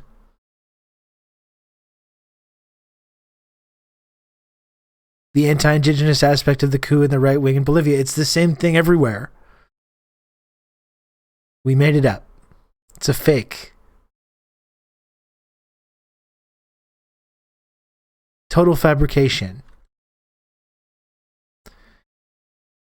And that's what I mean about not, like, Zionists say, like, well, you can't single out Zionism, you can't single out Israel. And yet, we shouldn't single out Israel. We should point out that Israel is just another example of this violent, brutal, genocidal legacy of colonialism, settler colonialism.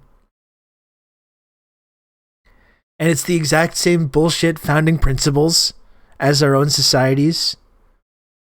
The exact same, like, ahistorical understanding of what was happening previously. And these bullshit racist myths about, like, what we were bringing to these places.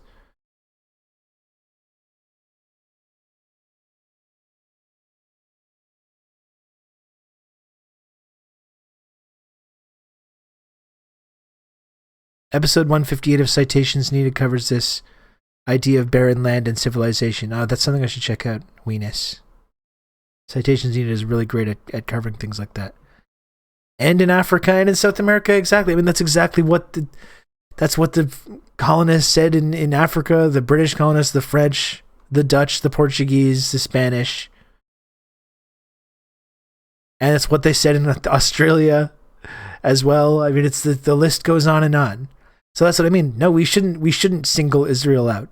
But we should point out that it's the exact same process that's based in murder, genocide, apartheid, theft, exploitation. And this is the latest example of it.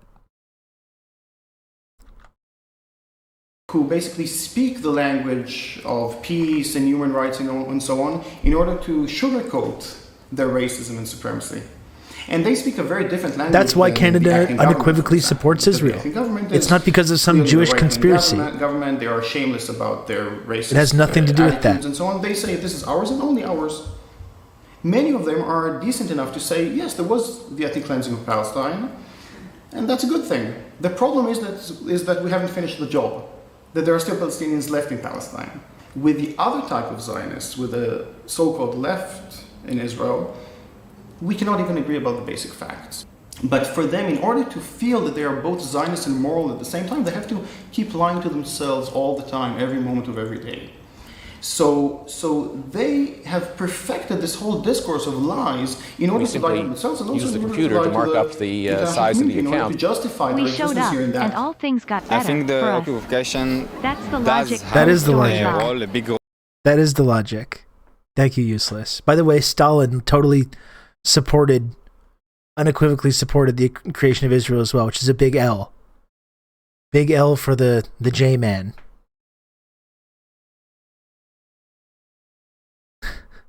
By the way. I missed that. Who's the guy being interviewed inside? He's this guy. He's just he's a anti-Zionist Israeli. I'll share the link for this video though, which is just, I think, huge L for the big man. It's true. Stalin is canceled. This is what I mean. Yeah. That's a clip for the video. I mean, this video should be radicalizing for anyone that's on the fence about this issue, right?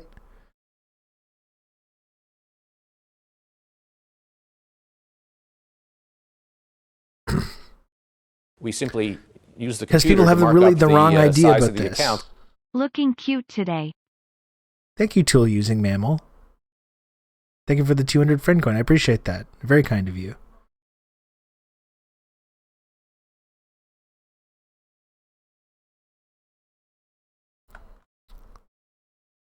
Role and important. I don't think there should be no occupation at all, but in the occupation, things needs to be more human. Do you get called a leftist a lot? That's what I mean though about this video. I think it should be radicalizing for people that have a distorted idea about Israel and about what people in Israel want. That's the amazing thing about this clip, is the level that it spells out, like what average people that are going to this place, immigrating to this place, believe about it.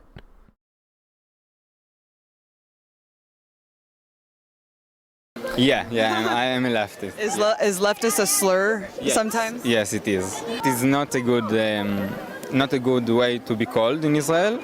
Israel doesn't want to compromise on security. They have to do a blockade. They have to kind of cut this off. Have good old It's, Rob it's to ridiculous. talk you through all this.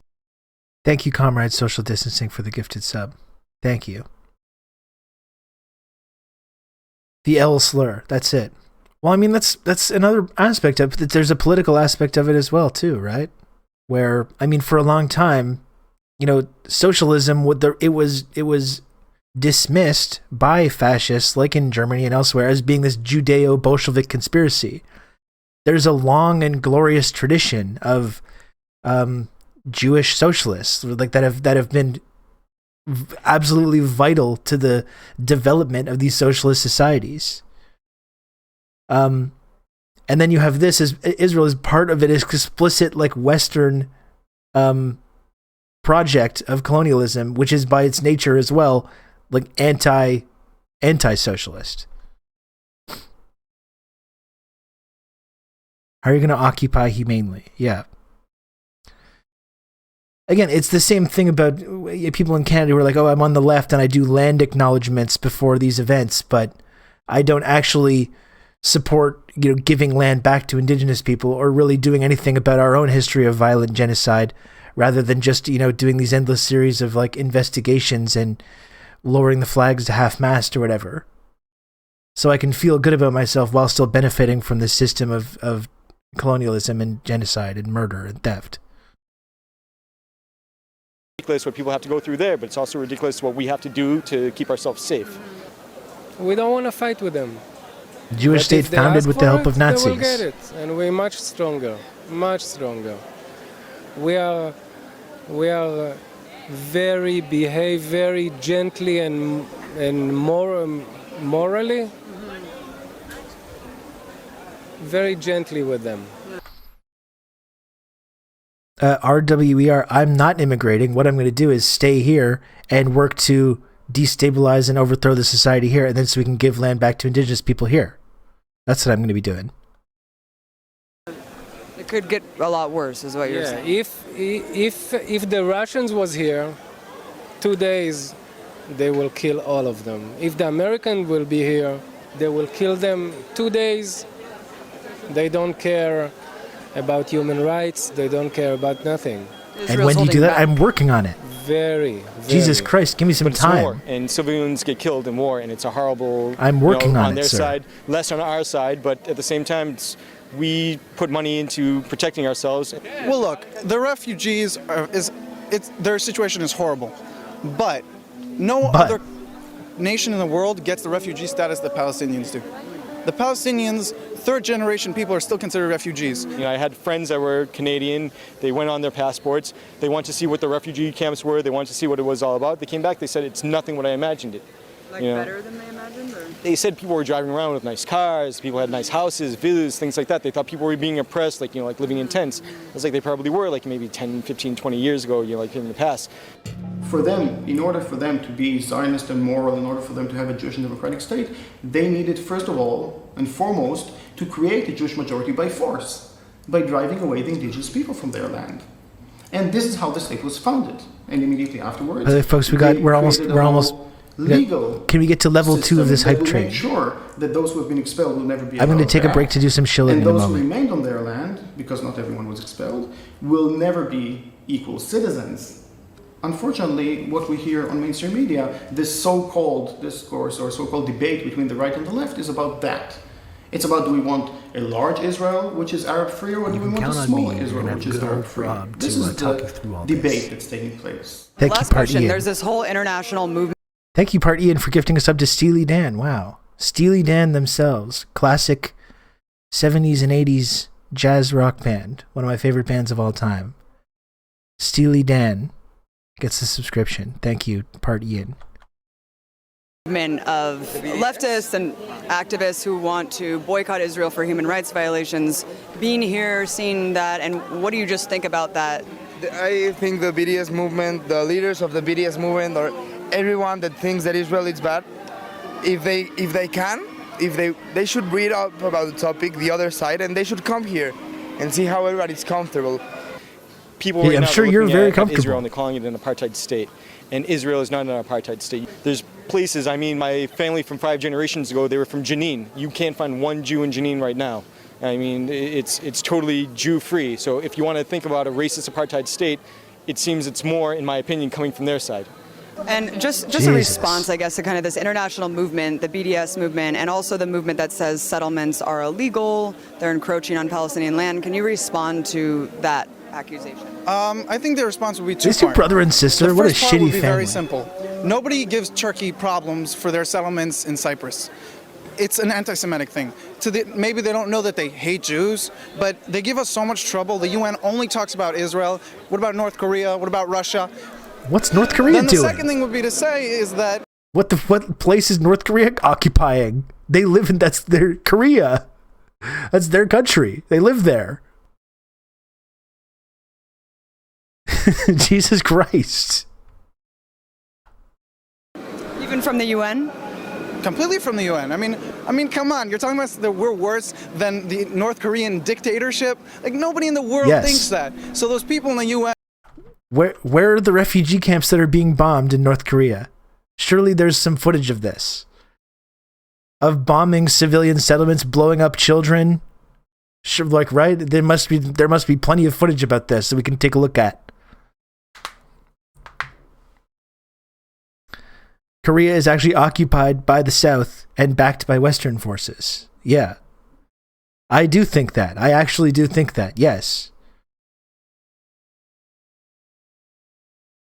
Absolutely.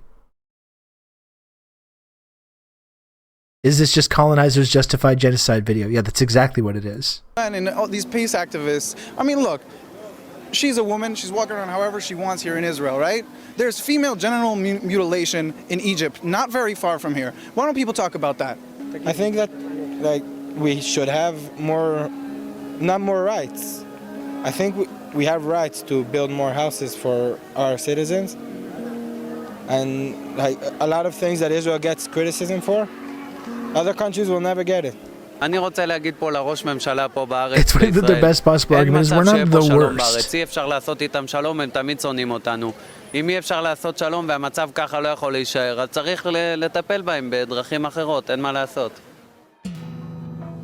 It's irrelevant the views of Israelis about the situation are totally irrelevant to the question of how do we change the situation. Did it matter what white people think about apartheid in South Africa at the time?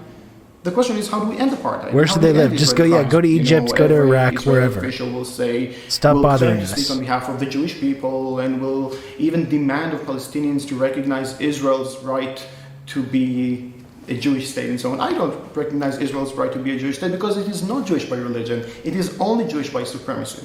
Israel is Jewish just like South Africa was white, in the exact same context, with the exact same meaning. And obviously any decent person around the world should oppose that because it is inherently racist, and more than that.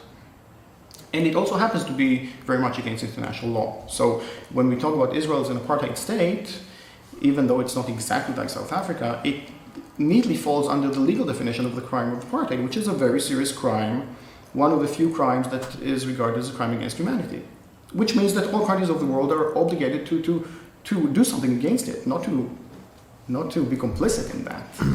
And what we're coming and saying is, no, there are basic fundamental Palestinian rights that must be respected. One of them is ending of occupation, of course, but that's not the main issue. That's part of the issue. The other two rights are equality inside Israel proper, or what we call Palestine 48, and the rights of the refugees, which are being expelled from there since the very foundation of the State of Israel. These are fundamental rights. They must be respected. And now we can debate, we can argue about how do we implement these rights. I'm willing to discuss that. I'm not willing to discuss, should we have equality or not. This is not negotiable.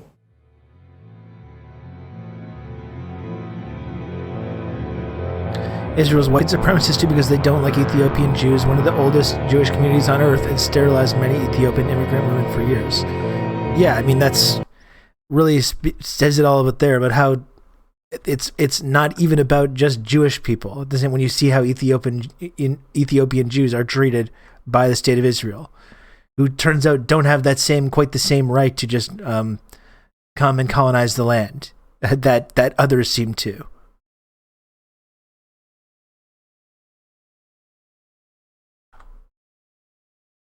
Empire Files is a really great resource. I'm gonna eventually, I know I've been talking about this for a while, eventually Abby Martin will come on this program.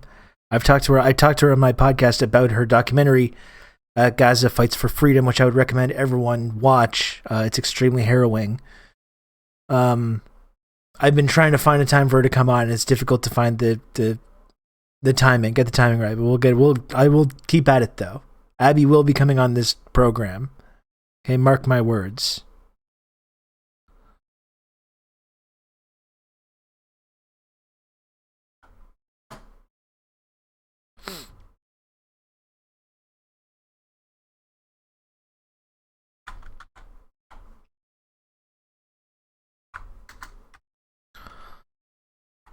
You've just become an elite member of the Friendship Triangle.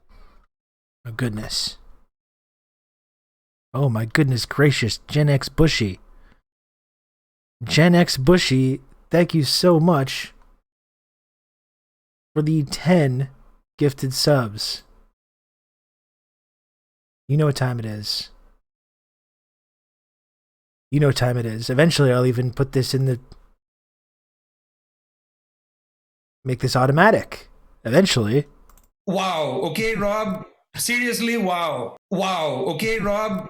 Seriously, wow. You can count on me. You're going to have good old Rob to talk you through all this. Thank you, 10,000 sandwiches, for the 2 gifted subs. Thank you 10,000 sandwiches for that. Good old Rob to talk you through all this. Thank you, Alana, for gifting a sub as well. Very kind of you. Thank you.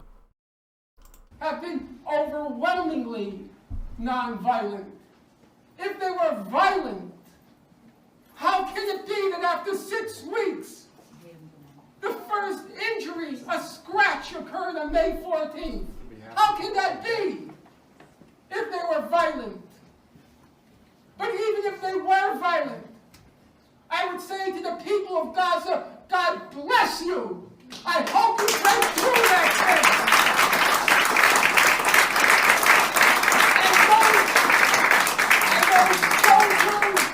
And those soldiers, those snipers, those assassins on the perimeter of Gaza's fate, on the perimeter of the Gaza fence, if every one of them were killed, I would not shed a tear, and I'm telling you that. And I'm telling you that because I know my parents.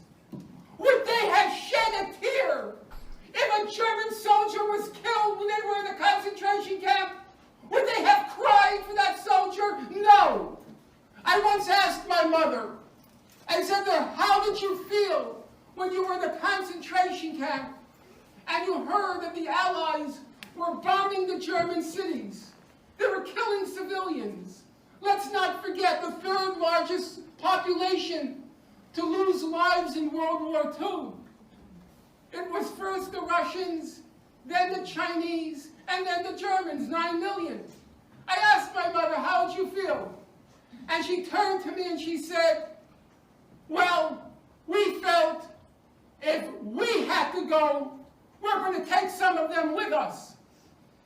And now you want me to betray my parents' suffering by shedding tears for those soldiers? The scratch on his face as these paid assassins line the perimeter of Gaza and shoot down the kids, shoot down the disabled, shoot reporters in the back.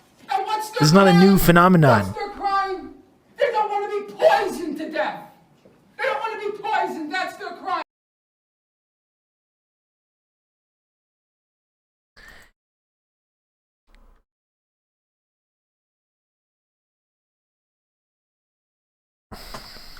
And this gets into the thing as well, which once again is an extreme contrast with the rhetoric they've been hearing about the perpetual right of armed self-defense that the Ukrainians have.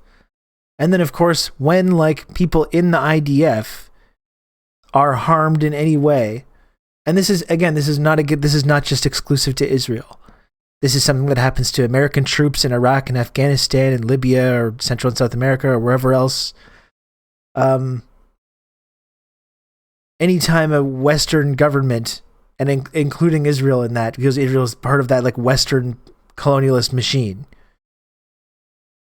when they invade a country and someone picks up a rock or picks up a rifle or picks up a grenade, famously as well with Canadian military and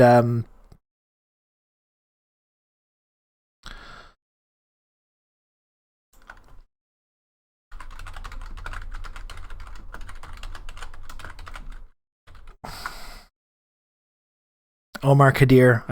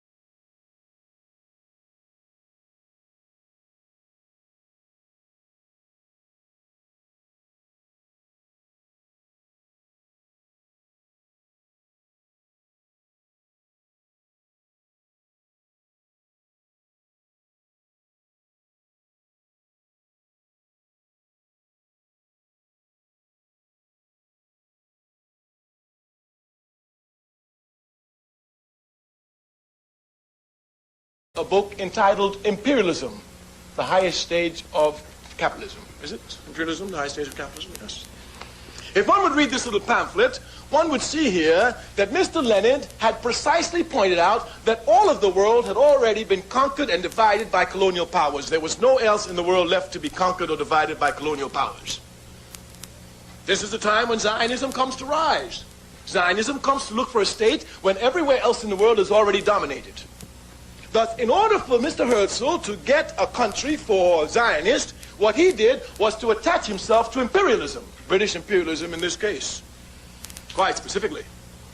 Of course, as an African who suffered under the heels of British imperialism, I can have no love for it, and certainly I cannot love anyone who attaches themselves to it and attaches themselves to it for the foundation of a state and then call this a liberation movement. Liberation movements fight against imperialism, not with it. Clearly here. Yes.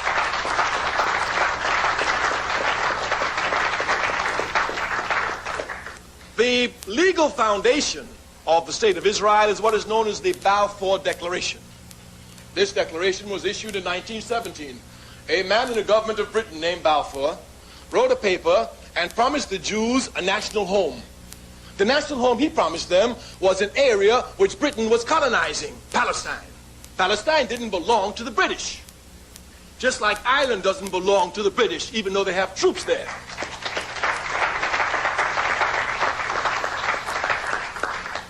But here, these British imperialists signed a note and gave it to the Jews and they accepted it. Where is the morality for this? If you say that Israel belongs to you, then you don't go to a thief to get Israel, you go and take it. Once you go to an immoral being such as British imperialism, and this is the basis for you getting the land, then clearly here those who are truly liberation fighters must question this. The basis, we say, is the Balfour Declaration, and Zionists know it. The Zionism is certainly not a liberation movement because it never fought against any imperialism. As a matter of fact, today, Zionism is the baby, child, and infant protector of imperialism in the Middle East. It's upheld by imperialism. It carries out the interests of American imperialism. As a matter of fact, Zionism and American imperialism is like this. If our tax dollars would stop giving money to Israel, the state would sink tomorrow. And certainly no one can deny that American imperialism is the leading imperialist nation in the world. So we cannot see how a liberation movement is so tied, string and ham to American imperialism. They work hand in hand with American imperialism. Thus they can hardly be a liberation movement. In addition to this, Zionism has nothing to do with anything religion, nothing. All religions are concerned with human beings after they die. That's what religions are for. Islam will tell you what happens to you when you die. As a matter of fact, this which forces you to live a good life so that after death you'll be able to enjoy the rewards of heaven. The same is true for Judaism. But Zionism says nothing about the individual after they're dead. They don't give a damn about you. The Zionism has nothing to do with religion at all. And one should not make the confusion here. The Palestinian state belongs to the Palestinian people. This is a fact. Yes, it is. Yes, it is.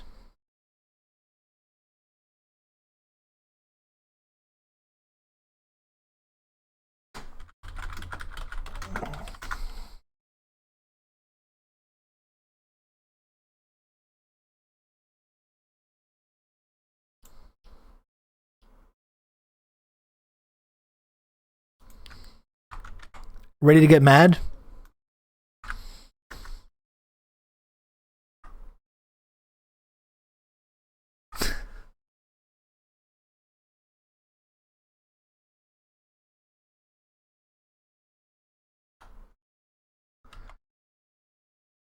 This fucking the prime minister of this colonizer country.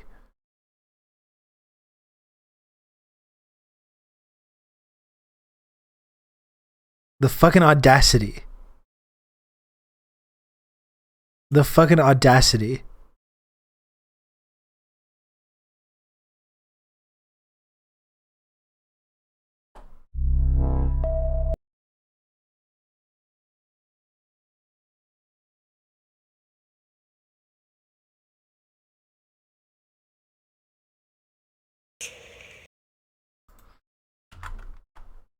Fucking audacity of the Prime Minister of Canada.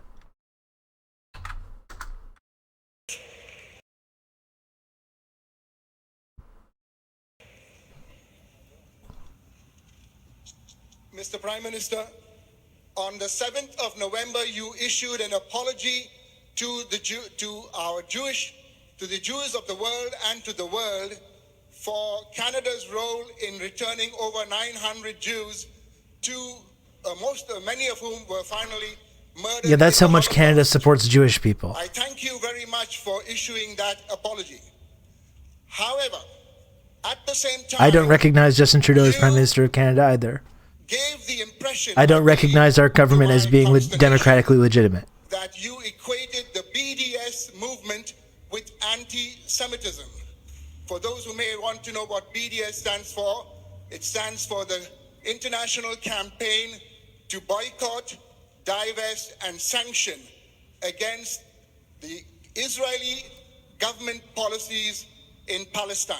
Mr. Guaido, the clear leader of Canada. 36 Canadian academics, and you are now in the top academic institution of our region, requested you to retract that condemnation. Those academics represent thousands of voters like myself and thousands of people all over the world, including thousands of Jews and Jewish organizations. Will you take this opportunity today to retract your condemnation of the BDS movement? Thank you, sir, for your question. I very much appreciate I agree, your Silver. thanks for the apology. I'm of the opinion that colonial states have lost the right to exist through their war crimes and ecological devastation. Couldn't agree more. Thank you, sir, for your question. I very much appreciate your thanks for the apology and your understanding of how it was necessary. Anti-Semitism as it existed back then was commonplace and simply accepted, and we fortunately moved on from there. But anti-Semitism still exists, and indeed, discrimination against Jewish people is still one of the largest sources of hate crimes in Canada and around the world. We need to understand as well that anti-Semitism has also manifested itself not just as in targeting of individuals, but it is also targeting a new condemnation or an anti-Semitism against the very state of Israel, which, as my friend Erwin Kotler has characterized, can be characterized by the 3 Ds. Demonization of Israel, a double standard around Israel, and a delegitimization of the state of Israel. And I think The 3 fucking Ds, this guy. as a society and as a government and as a country to not sanction or support this new frame around anti-Semitism and undue criticism of Israel. Now, it doesn't mean that you can't criticize decisions by the state of Israel. That, of course, it's a democratic country that has an opposition party that every day has as its job criticisms of decisions that the government of Israel makes. And that's perfectly natural and healthy and needed within a democracy. But when you have movements like BDS that singles out Israel, that seeks to delegitimize and in some cases demonize, when you have students on campus dealing with things like Israel Apartheid Weeks that makes them fearful of actually attending campus events because Why the of fuck their would you feel religion in Canada.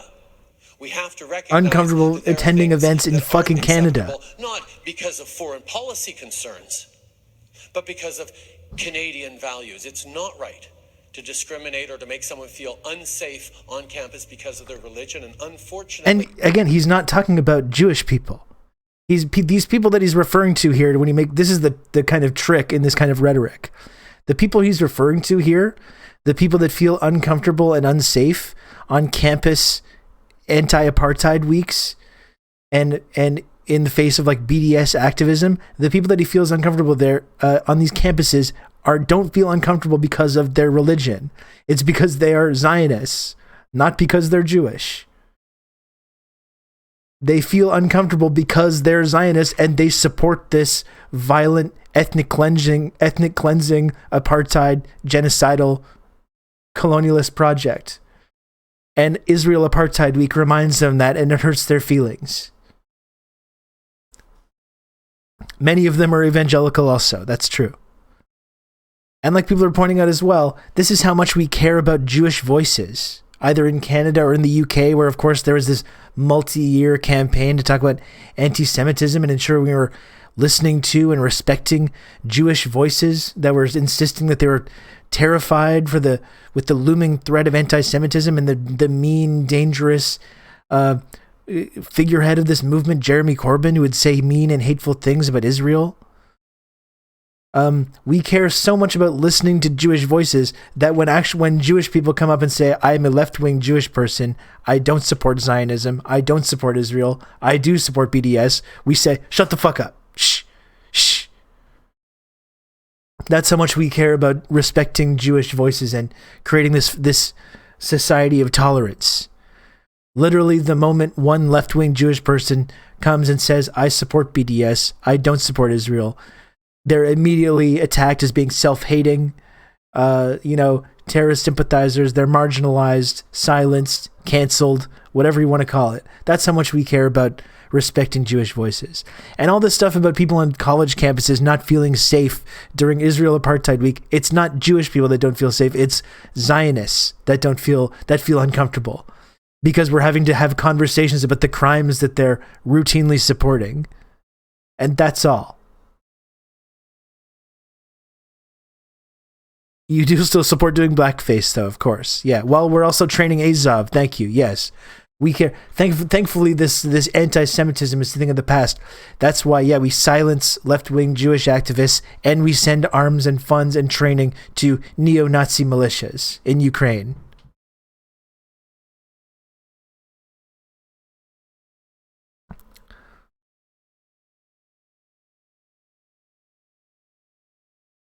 Most Zionists are white evangelical Christians. That's absolutely true. So the idea that people on college campuses are made to feel unsafe because of their religion, because of BDS and Israel Apartheid Week, is 100% bullshit.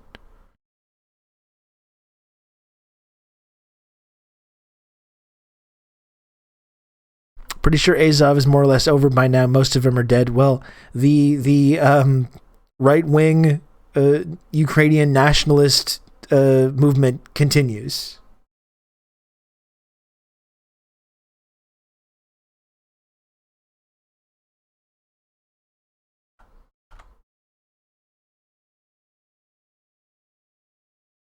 And most of the time they aren't afraid of being physically attacked, but of being shunned out of social circles for being genocidal maniacs. This is what I mean. That's what I feel. They're made to feel uncomfortable because, like, the project that they explicitly support is predicated on violence and theft and murder.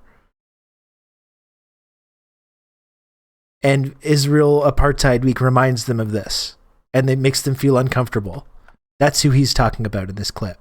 The BDS movement is often linked to those kinds of frames. So yes, sir, I will continue to condemn the BDS movement. I fully respect and appreciate the fact that people have a broad range of opinions on a very delicate question of the Middle East, but Canada's position is that we need a two-state solution that will be negotiated directly by There's no two-state solution. Israel ever. And the Palestinian people, and that unilateral actions, whether it be settlements or unilateral declarations of statehood, are not helpful in that path. And we, as a country, but what are you doing to stop them? Nothing. Towards a true two-state solution consistent with. What have you done to stop these settlements, dipshit? What have you done to stop these settlements that have prevented the idea of this two-state solution? What have you done? What have you done to stop the settlements? Jack shit. You've done nothing at all. We've done nothing but unequivocally support this project. And that's it. And yet, both the Israelis people and the Palestinian people. Again, one side of this conflict that has an army and tanks and planes and bombs and guns and soldiers. and the other side who is being kept in an open-air prison camp and has fucking nothing. Both of them, they just need to sit down at the negotiating table and come to some conclusion, come to some decision themselves. They're not on this even ground. I'll slightly decrease the rate of acceleration of weapon shipments. This is the threat. This is it.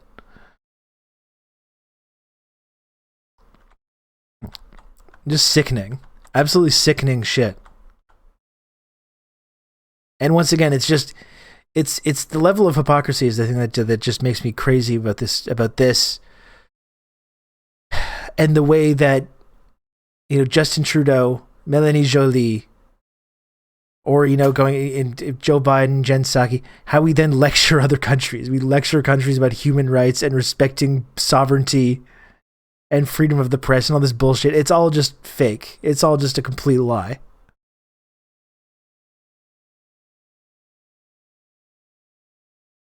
The liberal position is that they're saviors because they nicely asked Israel to stop it, and Israel went from approving 4,000 settlers to 3,900 settlers. Yeah. Great job.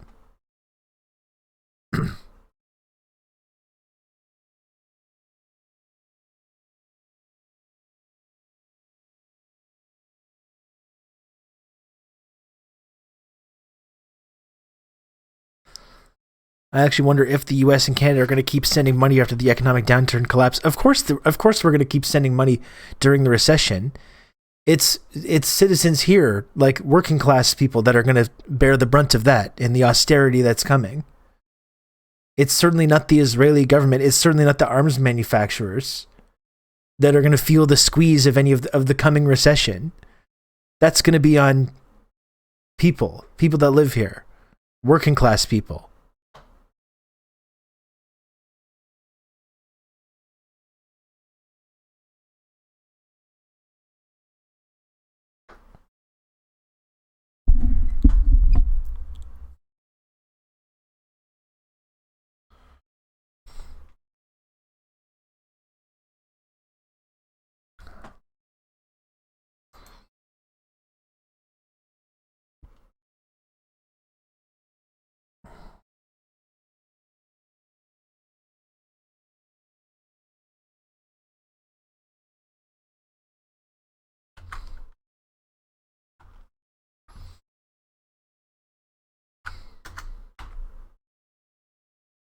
Why won't your organisation engage in peace talks with the Israelis?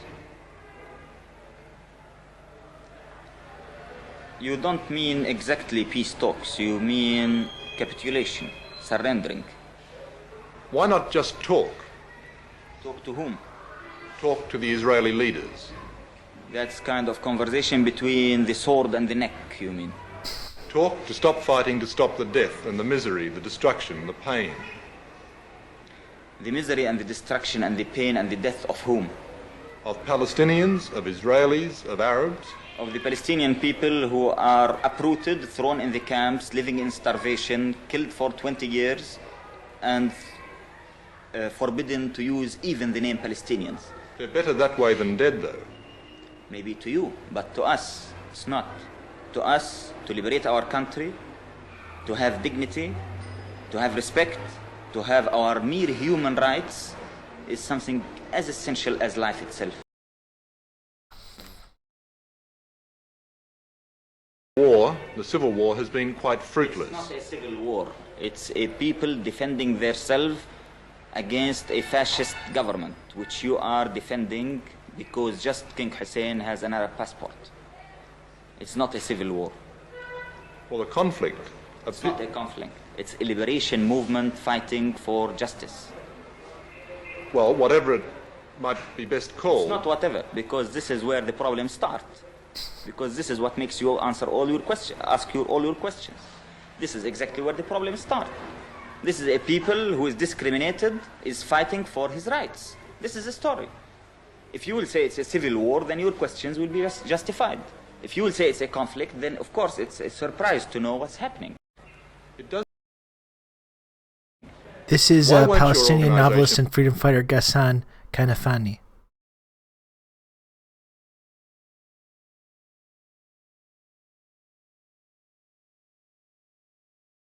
Good evening,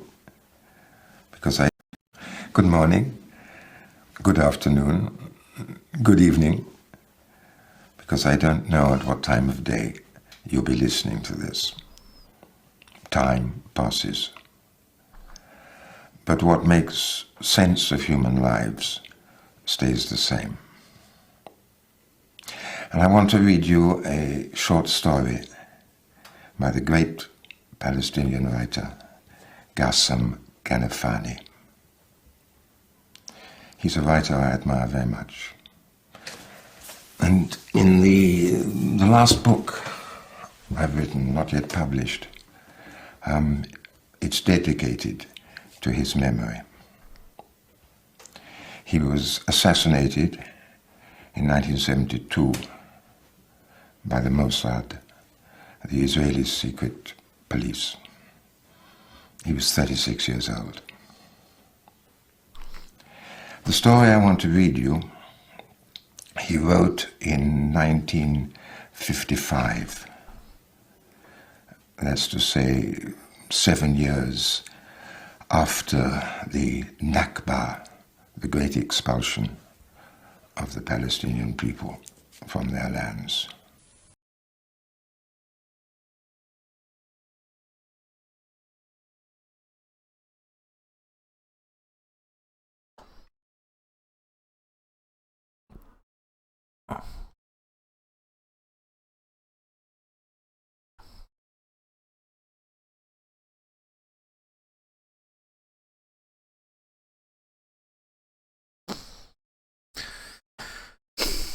So, all that is to say, the last 2 hours of ranting, all that is to say that, like, I don't think this breaking point of public opinion has been reached. Unfortunately. You know, there doesn't seem to be, like, anything they can do, that Israel can do, that we won't bend over backwards to justify or pretend to be against in some way while continuing this ongoing process of arms transfers. And again, unflinching diplomatic support.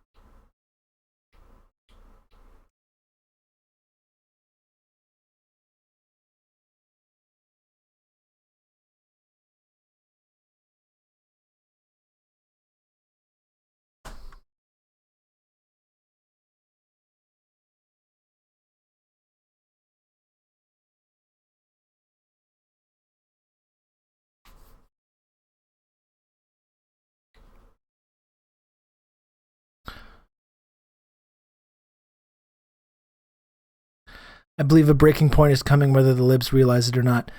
Well, I mean, like we've seen with the invasion of Ukraine, which is kind of evidence of this realignment that's happening, or this shift in polarity. This situation has been upheld by the colonialist governments precisely because it has been a unipolar world for so long. And perhaps that shift is going to mean different things for the struggle for Palestinian liberation as well.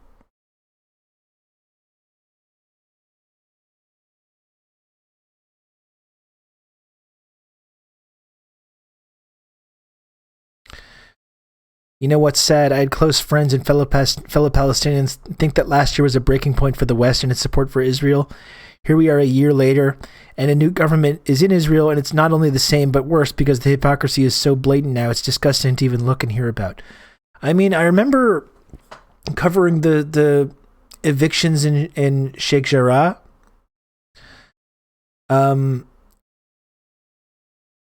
Listening to and speaking with Palestinians around the time that was going on, you know, last year or whenever it was, and like the two things can be true, because like it did feel like on the one hand there was a shift that was happening just in terms of like rhetoric, where you had at least a little bit of effort being made on part of Western media to like include Palestinians in their discussion, to start like there's actual political figures that are starting to say apartheid, very few and far between certainly, but it does seem like it's becoming a little bit more normalized, or it did at that time as well. But then of course that moment faded, just like all these big news cycles, it fades into the rearview mirror. We stop hearing about it while the process of land theft and colonization continues and the violence continues. It fades out of the headlines and then it goes away. But it did feel a little bit last year like there was some corner being turned about this, in the way that certain people talk about it. But still, it hasn't materialized into any kind of anything resembling a like a global movement that is needed to support the Palestinians. There's been increased unity among Palestinian groups in the region: interior Palestinians, Gaza, West Bank, occupied areas, diaspora. They're more united than ever. That is, and yeah, that's a really hopeful sign as well. The shift was that they said Palestine in the news. Yeah, I mean, to talk about a low bar. Some rhetoric is different. You're unblackpilling me a bit. Well, no, like it's yes and no tampon. Yes and no tampon taste tester. There has been a shift, but it didn't materialize into the big sea change that it kind of was appearing like it was going to be when this was happening last year. And so, you know, it did kind of recede back into the distance a little bit, and the progress kind of moved back and shifted and went back to sort of the status quo. But you do hope, like that's the one hope, is that with every such incident, if like there's a little bit of a slight change each time, eventually it might lead to some tipping point. I'll believe it when it happens, because it's been years of watching this and watching the discourse around it. I'll believe it when it happens, but I would like to believe that it is a possibility.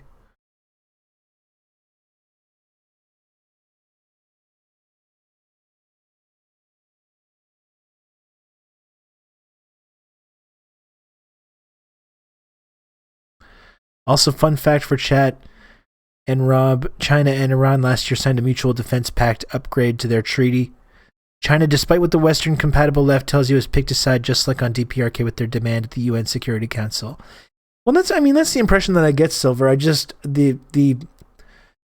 just seems like they are still kind of cagey about this stuff, and have still kept up this ostensible view of non-interference or not picking a side. But they have taken actions. They have taken certain actions. You know, I think we would all like to see more, but maybe at a certain point that we have to understand that there is a sort of geopolitical strategy that's in place. And a lot of us have been very wrong about China and its intentions over the last couple of years, and perhaps we should just sort of at least give them the benefit of the doubt on some of this stuff.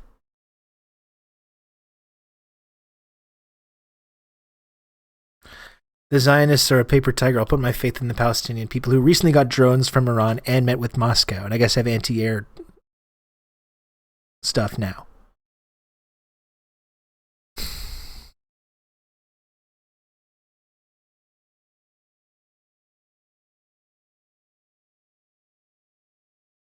I've got to go do sports ball talk for my job. Have a great rest of your stream. Thank you, Danarchist. It would be very funny if Danarchist this whole time had been some kind of like a famous sports radio guy. That would be funny.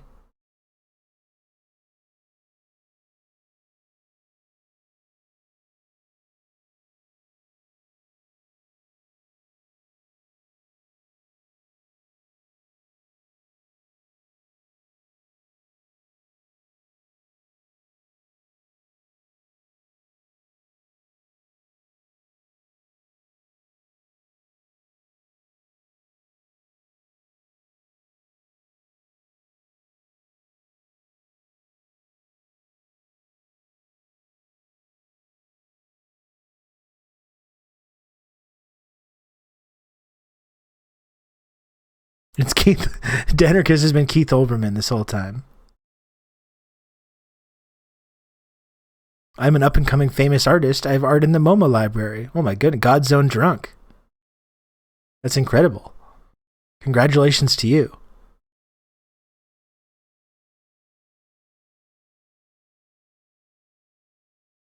Got a couple of famous artists going on in the chat here.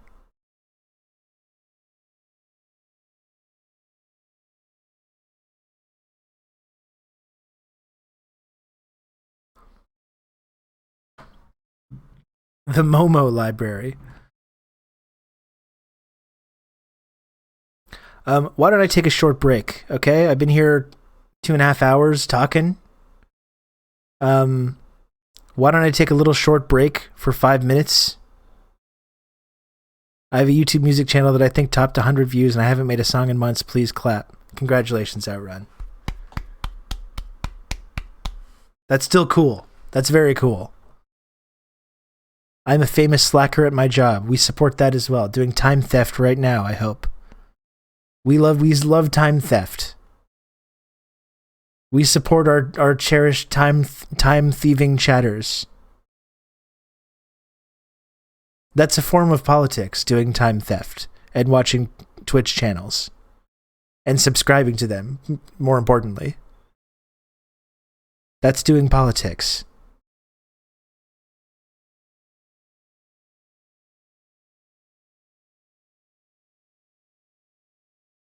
Time theft crew. We love it. I'm on lunch, but if more people were here, I'd probably be slacking. Eventually, Rylan. Eventually, we'll get this place really bumping. We'll get this place bumping, all right. Why don't I take a little short break? I do need to do another shilling break to try and reach the sub goal before I log off today. But I can do that after. I'm on lunch and I'm laying in my bed watching this important show. Hell yeah. That sounds great. I support that. It sounds wonderful, actually. It would be nice for me to just be able to watch this show sometimes and not have to, do it. You know? I would like to just be lying down and just watching this right now. That'd be fun. I envy you sometimes, chatters. I envy you. I gotta sit here and talk the whole time.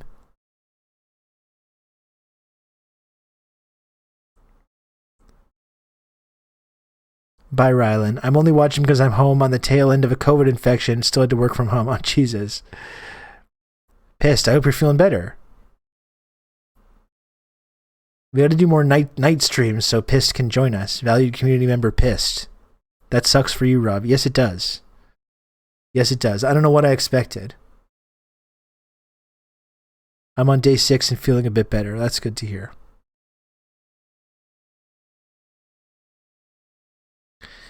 At work, but I enjoy your stream a lot. Thanks for keeping us updated. Thank you.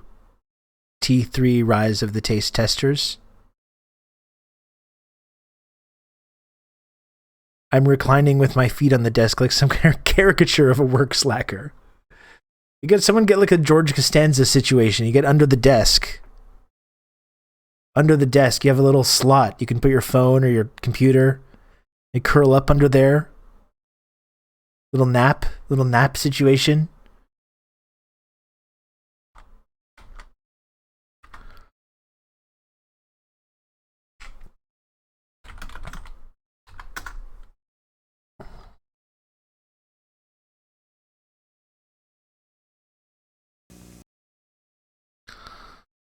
Okay, so let me just take a brief interlude. I'll come back and try and chill a little bit and get some more subs before we log off for the weekend. We'll come and hang out some more.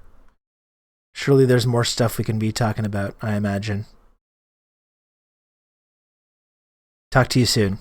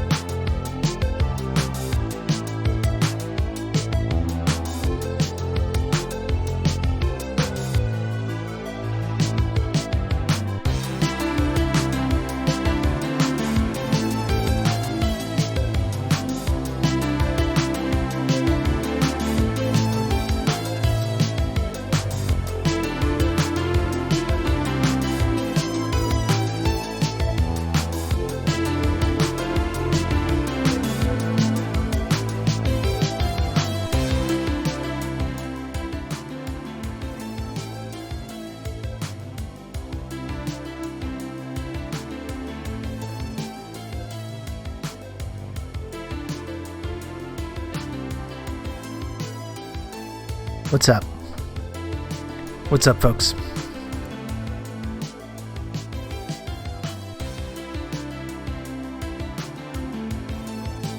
We got a question? We got a quiz? What's going on? Pink and black. Easy. Easy.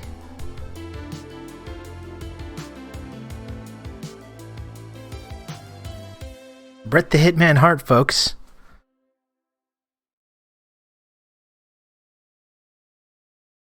Bret the Hitman Hart. There's a reason they called him the best there is, the best there was, and the best there ever will be.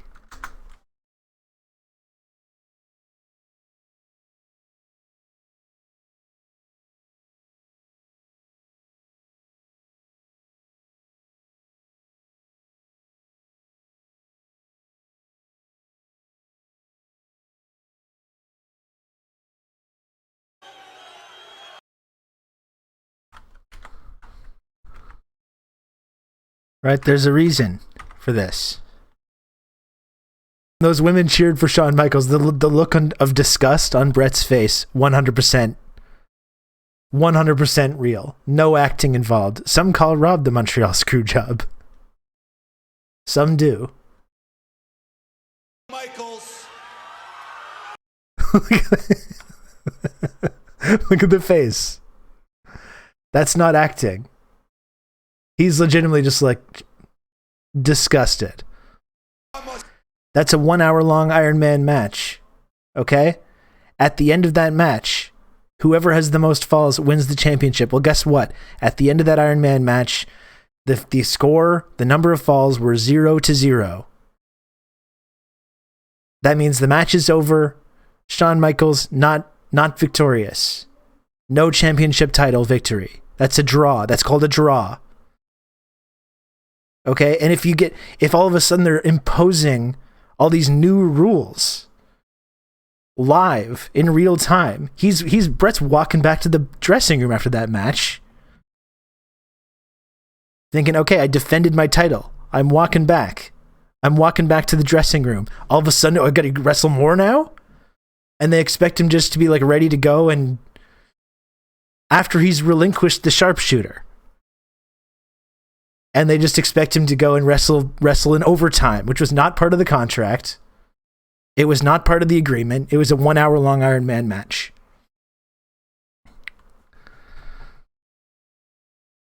Which was a 0-0 draw. You can't make up new rules in the middle of the game. I'm sorry, it's not fair. You know, these American swine never play fair. Unbelievable. Bret did nothing wrong.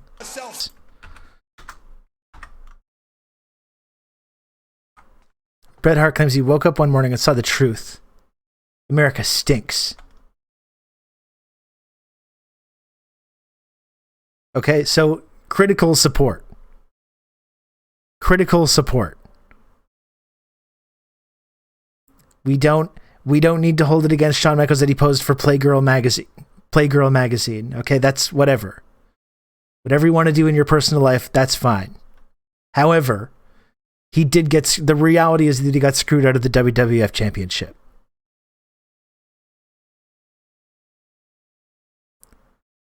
Okay?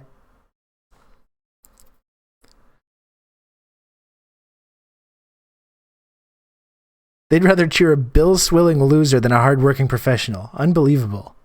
Honestly. Very disappointing. Did I say bill swelling? Anyway, that's why pink and black. That's why I went with the pink and black. He was like the Matt Grimes of WWF around this time, just Bret slowly going insane at how awful everything is. Frank Grimes, yeah. And it was funny because, like I was saying too, it was funny because like you could tell that it was real to him, you know. It was real to him. All that stuff, all that anger. He was genuinely pissed that like they were cheering for Shawn Michaels and Stone Cold over him.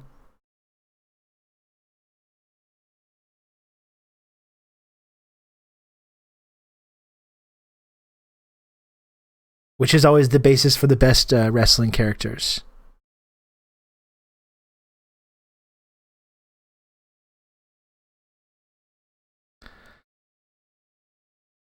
He was right. I agree.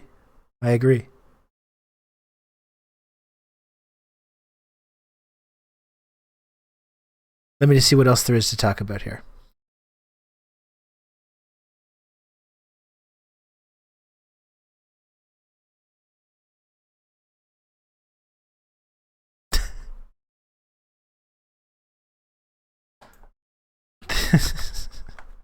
Reason Magazine. What the fuck is this? The flagship publication of American libertarianism. What the?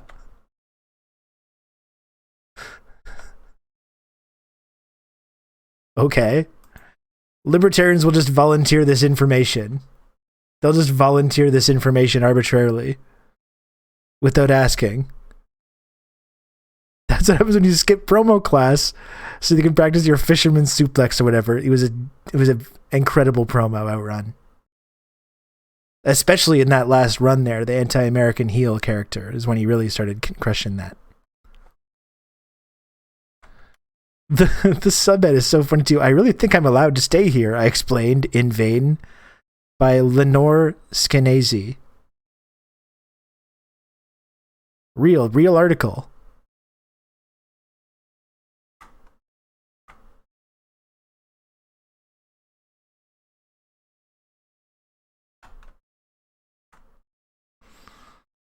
Thank you, Reason. Free minds and free markets.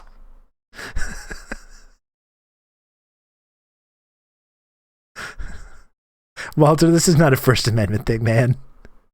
It's our basic freedoms. It affects all of us, man. I don't know. I don't know about that.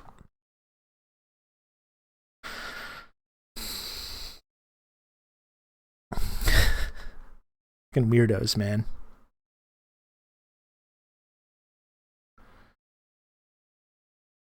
Absolute weirdos.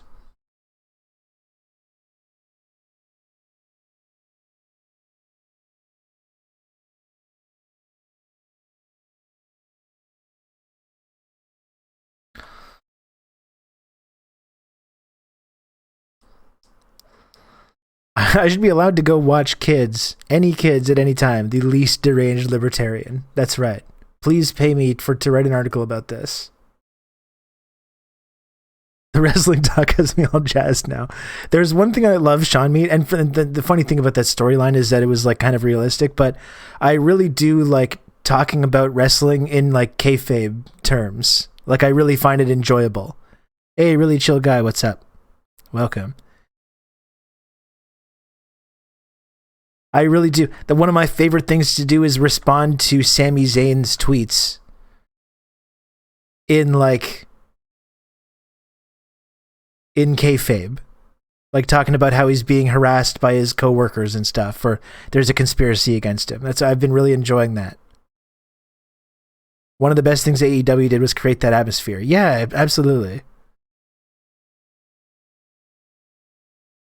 Did you hear about the Dallas Mavericks game? A 15-year-old girl went to the bathroom, disappeared, and was human trafficked out of the stadium and found months later. What the fuck? Oh my goodness. No, I did not hear that. That's terrifying.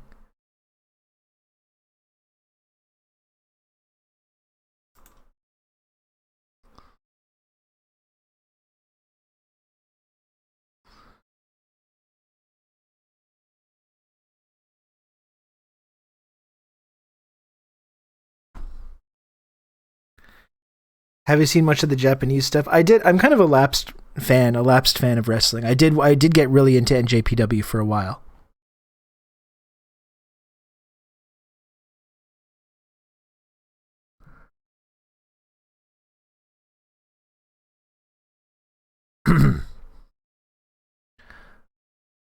Really chill guy, did you see the there is a new Insurgents Pod episode up in the drafts, ready to go.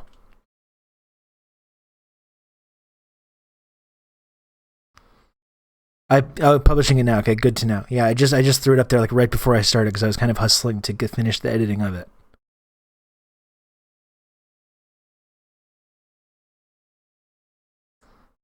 And exactly, you don't need to question why Aximom is here. It's the most subversive stream on the internet. That's why. Been slammed planning protest prep for tomorrow. Well, I think you should probably re-examine your priorities then. Obviously. Obviously, you need to take another look at your values. You know? A little disappointing. I'm questioning why Aximom is here regardless.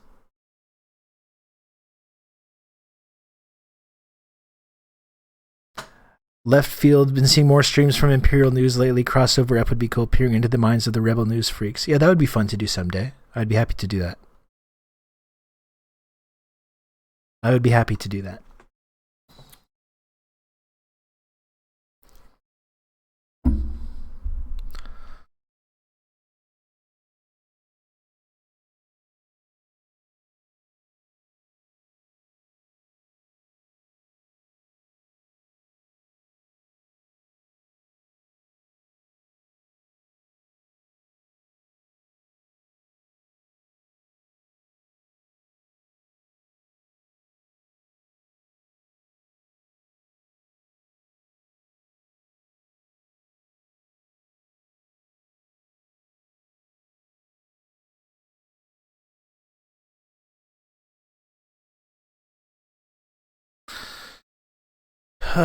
Okay. Nah, chill. I'm often saying this.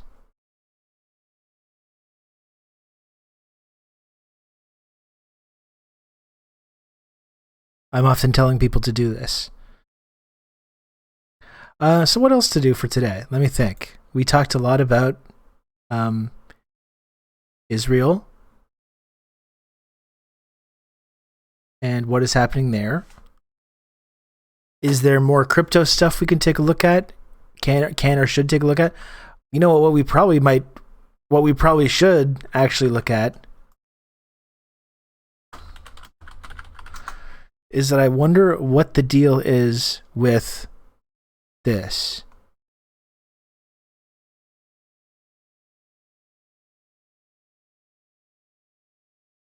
Talk about our weird tech-based ongoing economic news. Now we have Elon Musk. His deal, his apparently very real Twitter deal, is on hold apparently because he needs to verify that there's only a certain amount of fake accounts. So unfortunate to hear the casket was in a police-involved incident in Israel. Yeah. They got word that a Hamas guy chopped down some of the wood that they built the casket out of, so they had to violently disrupt that funeral procession. Fooled as idiots again and got built. Well, that's the thing. Like, is this deal even going to go through? This is the question. The idea that fake accounts are less than 5% is ludicrous, and he's effectively backing out. I think that's his face-saving move. And is it related to the drop of Tesla stock? That's the second question, because that has been dropping. And I think when this deal started, it was looking like he would be able to dip into that, and he wouldn't have to raise extra cash because of the stock price. And now that the stock is dropping, he's all of a sudden has all these misgivings about this purchase, and crypto going down as well. Again, all this stuff is kind of linked together. The Tesla stock is dropping. How much funds did Tesla have wrapped up in Bitcoin? How much does Musk have wrapped up in crypto and Bitcoin and this shit himself?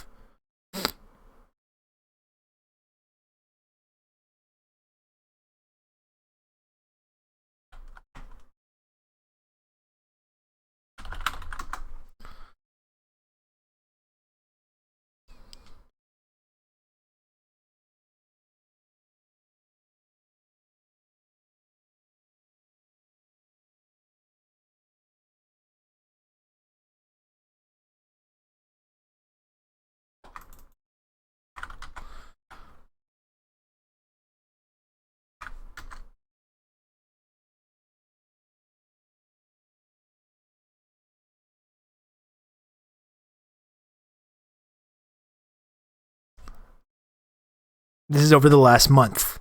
Tesla stock over the last month.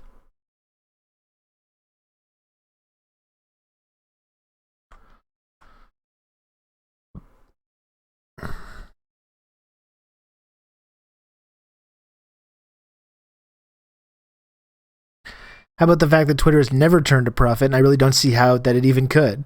Well, that's it. And even his like harebrained ideas to make Twitter profitable don't even make a lot of sense either. We're going to monetize viral tweets. I think that's what he was saying. More ads. We're going to encourage people to pay. What a mess of a person. It makes perfect sense that an utter buffoon is the richest person on earth. I mean, that's the whole frustrating thing, or like one of the many frustrating things about how it seems like how our whole global economic system is being propped up by these people. And you have this, it's like humiliating, right? It's like humiliating. Because you're like, these are the guys these are the ruling class that are subjugating all of us, that are violently enforcing this economic status quo for their own benefit at everyone else's expense. These guys, really? It's like humiliating. Maybe he used buying Twitter as an excuse to sell Tesla shares without spooking investors. That's an interesting theory. So many of these tech companies just aren't profitable. No, I know. They're all based in fucking just total bullshit and lies. And venture capitalist funds. It's all based on nothing. He's more of a transit infrastructure expert anyway. Yeah, it's just like, you're not even good at that stuff. What would you say you do here?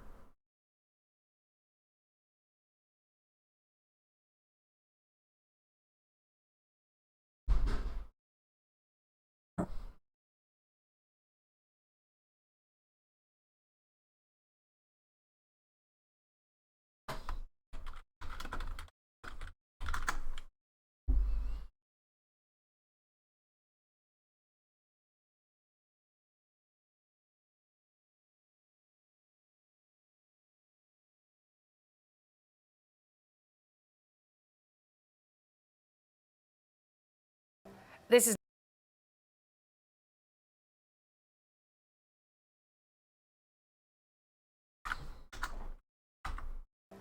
is no surprise to anyone following Elon Musk and his quest to buy Twitter. I mean, not even 3 weeks after agreeing to pay $44 million.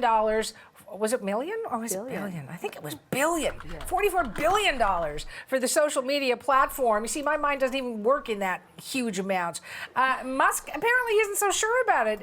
Jeannie Lee is here to help us figure out all of this. What is his official reason, Jeannie? Oh, millions would just be chump change. It's right. The kind of stuff he would find under his probably ultra modern and very expensive sofa cushion instead of our, mass market purchases of couches, right? Suhana. So yes, it is billions. Where do VCs even get the money to fund these bottomless pits? They just change the numbers in the computer. Maybe, having doubts about this deal on what else but Twitter, and this is what they just changed the numbers in the computer. Morning. And of course, it ignited all kinds of reactions. Thanks, Jordan. He said, "A Twitter deal temporarily." And as you can see, Jordan, aka Really Chill Guy, just linked the new episode of the podcast in the chat. It's a really good one. It's with the Law Boy. You listen to it. The viewers of the show listen to the podcast because we did it live.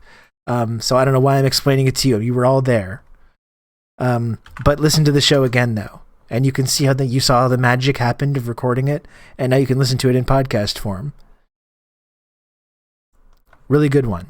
And if you missed the episode when we did the show live, there it is.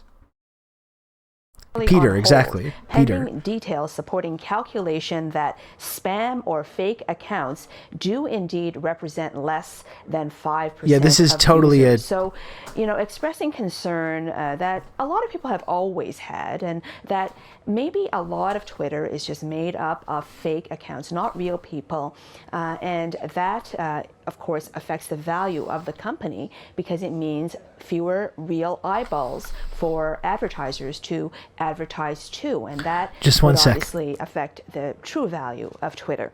But true to form, a little later, very quickly actually, he added to his tweet by saying, "You know what? I'm still committed to this deal." So raising doubts. Trying to reassure, but still overall, this is the first citation from Elon Musk that maybe what he offered just, I think, 2 weeks and 4 days ago was maybe not the right price for Twitter. So yes, more drama from Elon Musk. Yeah, maybe he has to dig deeper under the sofa cushions. But what other reasons could be at play, G?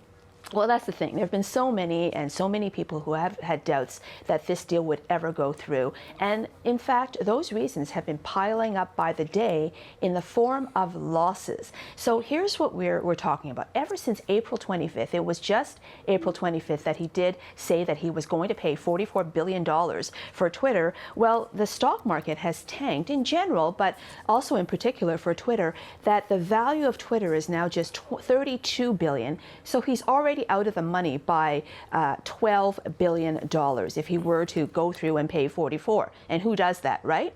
So the second thing is that he also owns, of course, a big piece of Tesla. This is absolutely a fake excuse. Fancy electric car company that he's famous for. And his stake in that has shrunk a lot as well. I did the math and I wrote it down for you, but I didn't bring my glasses to be able to read. Oh, it shrunk by $38 billion, and that is B with billions with a B, Suhana. So he's, all of this is, shifted a lot of his focus away from Tesla. That's what his shareholders think. And that's partly why his stake has fallen. The value of Tesla has fallen. So he's out of the money there as well. So another reason to not go through with this, for example.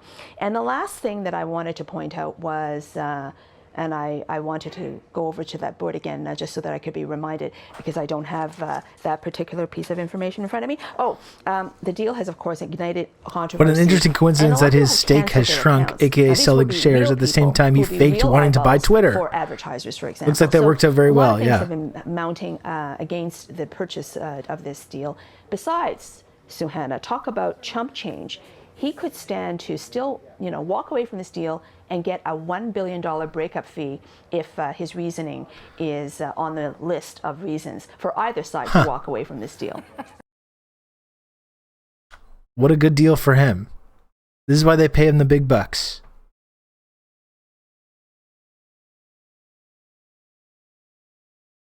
This is why they pay this man the big bucks.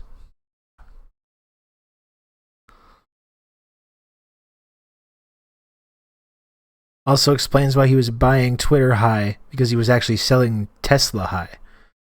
You'd have to be high to be doing this stuff. Huh? Tesla's also worthless. This is all worthless. Tesla, Twitter, Uber, Airbnb.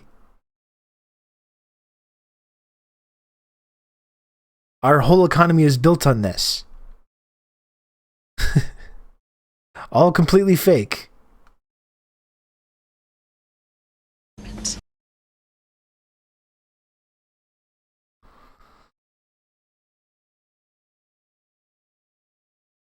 Thing that I wanted to point. All completely fake bullshit.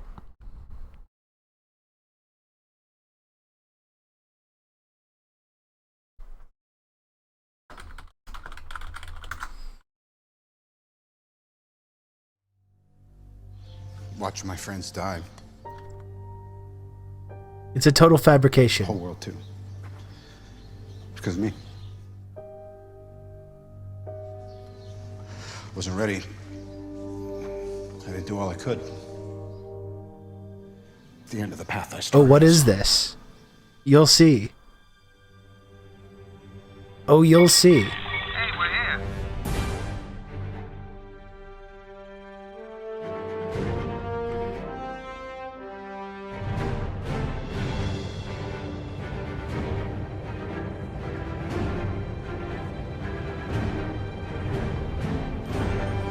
Where are we? It's just another spaceship.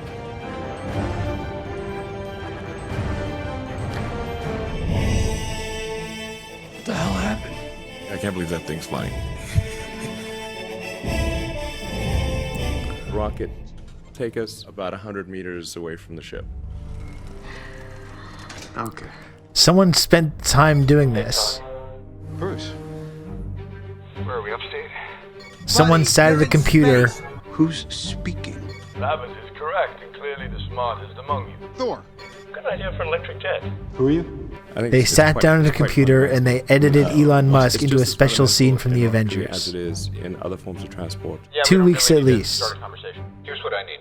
I want an American cheeseburger. If you've got a rocket that can be fully and rapidly reused, it's... Somewhere on the order of 100-fold cost reduction. Yeah, we'll talk about it later. Can you help your brother out? You know, you really shouldn't talk that way to your captain. All right, just get over here, please. Cheeseburger first.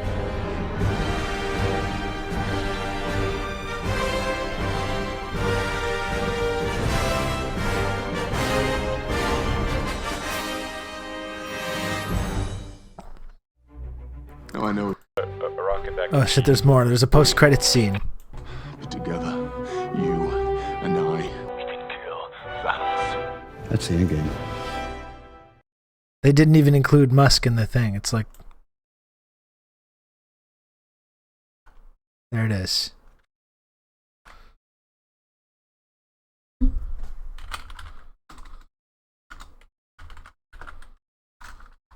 Here's the question, though. Okay? Here's the fundamental question. When it comes to asking, about the global economy, how it's all based in these tech stocks, crypto, it's all tied in together. Are any of these companies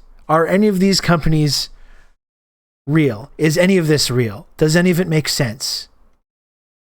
Is the economy real? It's false. No way. Not this time.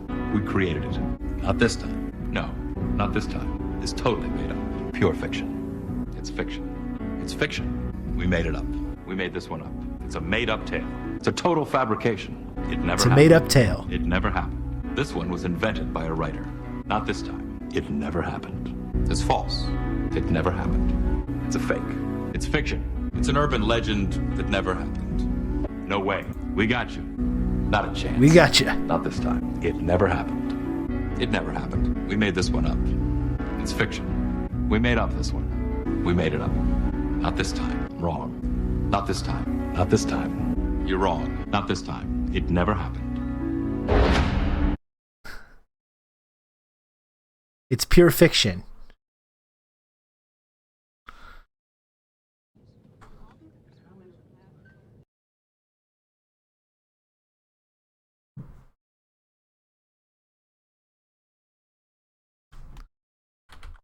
And you know something that's not pure fiction? Please be the thing. Okay. I gotta go in about 30 minutes. I got 15 subs to fill up between now and 30 minutes from now. And I can't stay for too much longer because I got a meeting with my kid's teacher after school. Remember, folks, we're all craving the kind of stability. We're all craving an investment that we can count on. And we don't need to go to Luna or crypto or Dogecoin or Bitcoin. What are the other coins? There's so many. We don't need to go to... This is bullshit. This is fake. It's fiction.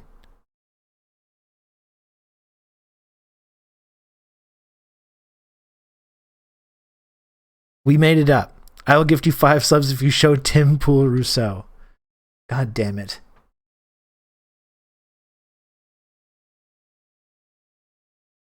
God damn it.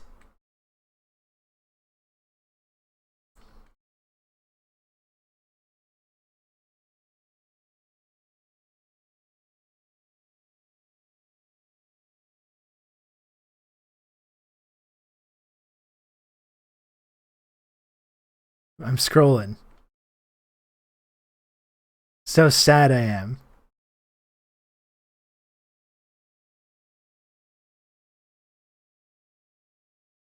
Yeah, here you go. Are you happy? Are you happy? There's your precious image of Tim Pool Rousseau.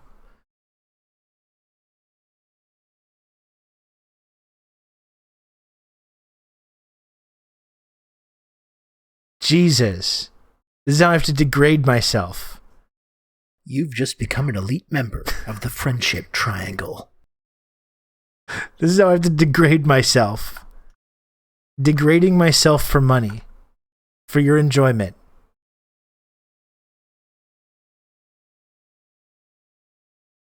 Thank you, Sam Sider. Not thank you for doing the cursed Photoshops in the first place. The cursed face swaps. But thank you for the 5 gifted subs. I do appreciate it. Slub to rib pool.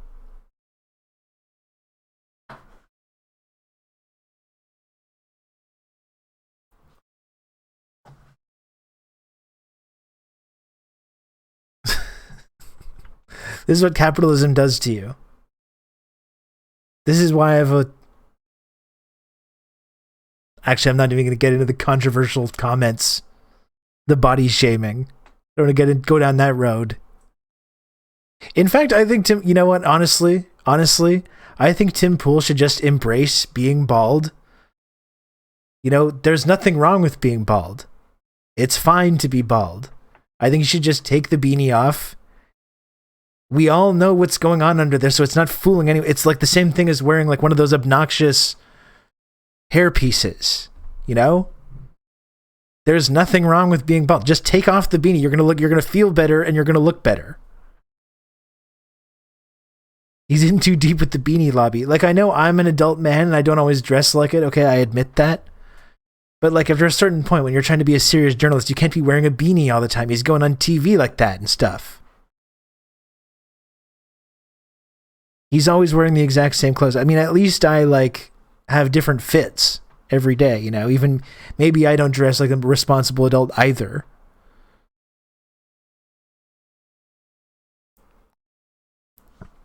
Another famous balder, that's right. Nothing wrong with it at all. But you gotta just embrace it, Tim. Embrace it, sir. Just take off the beanie. You look very silly. Very subtle drip. Thank you, Gen X Bushy. Lose the beanie and shave your head. You know what my preferred, like when men have like male pattern baldness, I think it's better, in my opinion, this is just my opinion, but the Statham haircut, I think that's better than the full shave. Because then it's like you're not trying to like hide anything. You're literally, you're just embracing it. And you're saying, this is what I look like. What's your problem?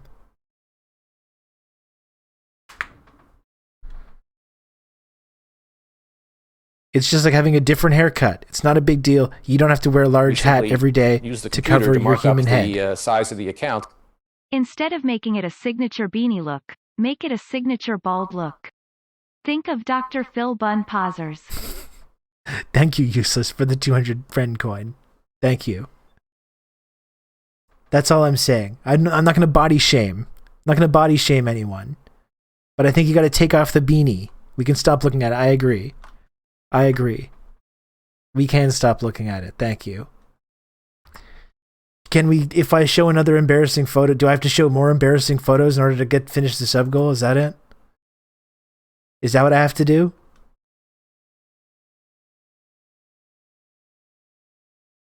Is that what's going on? Do I have other gifters in life? If I put on another, I can put on another actually legitimately scary and embarrassing image on the screen next if someone agrees to subscribe or gift subs. I'm not doing it otherwise, though. I'm not doing this for free. I'm not showing feet either. No. Ed Harris is a guy that can rock the Costanza power ring hair. Absolutely. You can count on me. You're going to have good old Rob to talk you through all this. I'll do 3 despite not saving up for a car. You don't have to do that. Not necessary. I'm sure we can. Outrun does enough. All right? Outrun does enough in this community. We're going to get him to dip into his car savings as well now. Thank you, Sophisticated Pills, for the gifted sub. As a bald man, I don't enjoy watching a man just as old as I with a full head of luscious locks telling me what other bald men should do. Now I know that women feel who watch the show. Not really, James. I've seen pictures of you. I think you look great. I think you look great. You do the hair coloring. I think that's a great look, personally.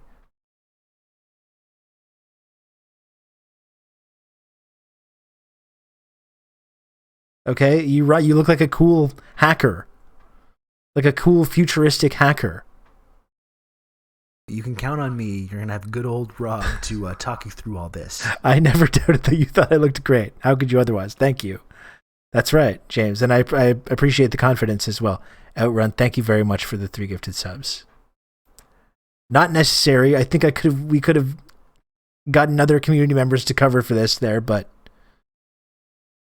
I appreciate it nonetheless.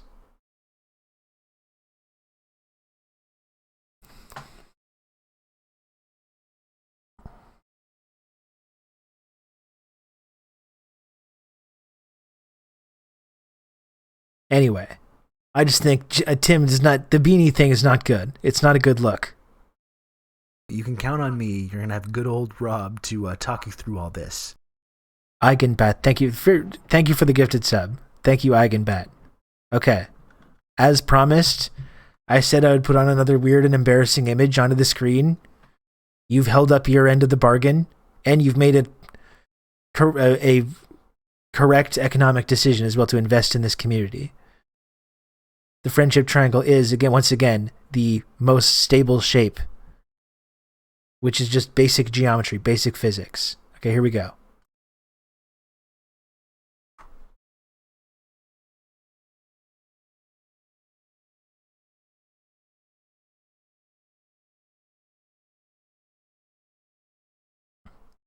Yeah.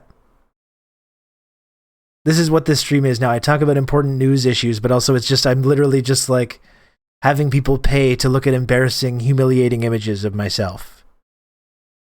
Please, someone buy this one. I'm not taking off the screen until I get to the goal. Until I get to the sub goal. Now you all have to look at this image. What's wrong with this? I think it's adorable. Anyone's child would be lucky to have this as like a child's toy.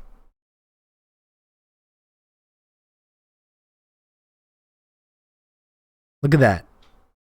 I don't see what the big deal is.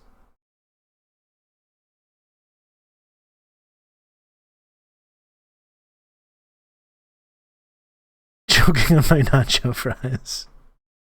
Rob Doll Baby versus Renisme in a death match.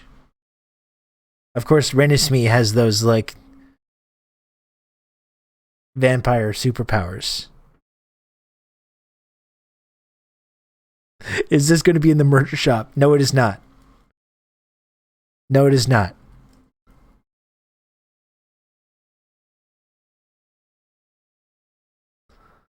Mothers are shoving each other to the floor to grab the last knitted Rob baby doll off the shelves. This is like the whole Beanie Baby. It's going to become the new Beanie Baby thing. Forget about NFTs. We're gonna mint a couple thousand of these bad boys.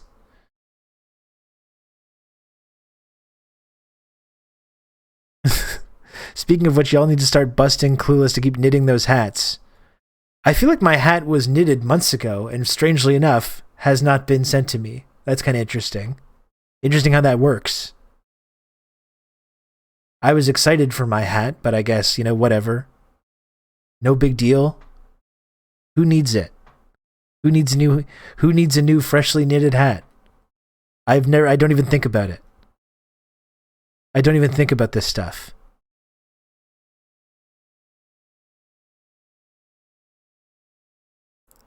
It's because shipping to Canada is expensive as shit, so we'd hope to send them all to the Canadians at the same time. That does kind of make sense. That does sort of make sense, I must admit. Tickle Me Rob, taking the world by storm. I'm thinking about like that. There's that famous image of like the divorced couple sharing their Beanie Babies, like on the floor of the courtroom. They're like divvying up the Beanie Babies. And I'm just thinking about that. It was just a big pile of these guys. There's a big pile of these guys morosely separating them between their collections.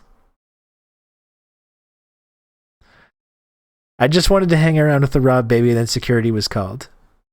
This is the Beanie Baby neither of them want. Yeah. This is more of a Chucky. That's true.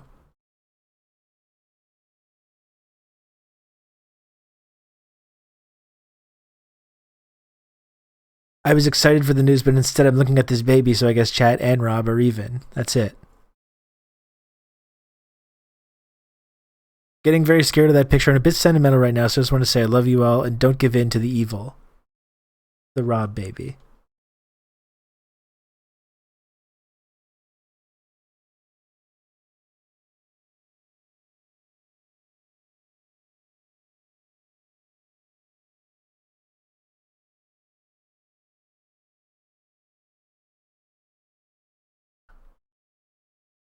He looks so smug and self-satisfied. This was also made by Cursed Sam Sider. There's no cursed image that will be posted in the Discord server that won't be instantly face swapped. It is a cursed Friday the 13th image. I had planned to do a spooky stream and kind of forgot about it, so maybe this is like the making up for it. Yeah, there's not a cursed image that gets posted in the Discord that won't be instantly face swapped by none other than Cursed Sam Sider.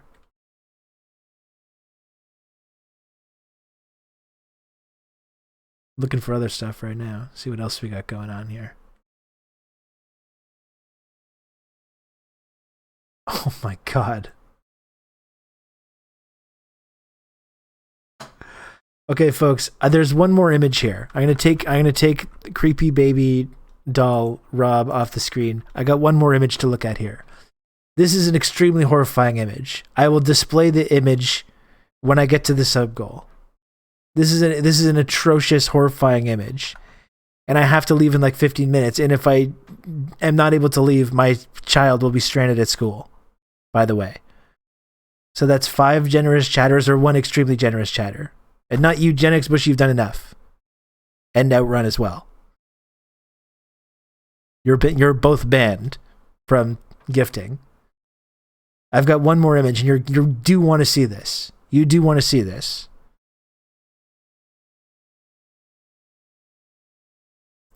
Print this out and take it with you to the parent-teacher meeting. It might offer some insight as to why you need the meeting.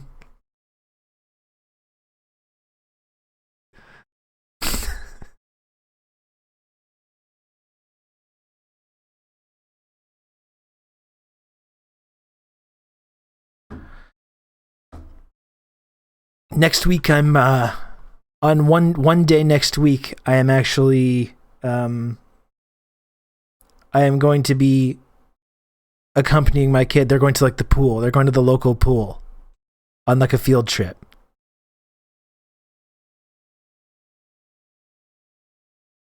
And because I messed up that thing, an elite member of the Friendship Triangle. Oh my goodness, Sam! Curse Sam Sider. Oh my goodness, thank you very much. That's very generous of you to pick up the slack there. Thank you for the 5 gifted subs. Another 5 gifted subs from Cursed Sam Sider. Thank you very much.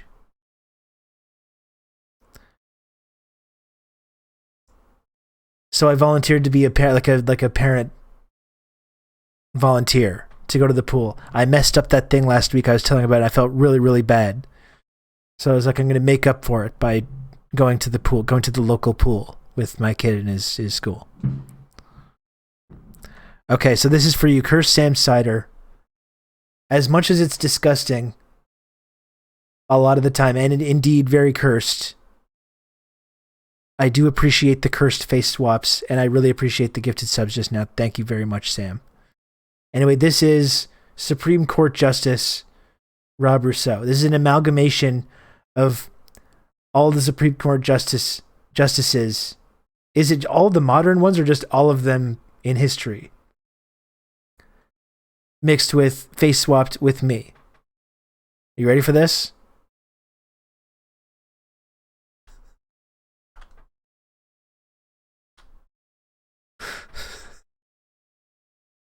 All of them since 1980.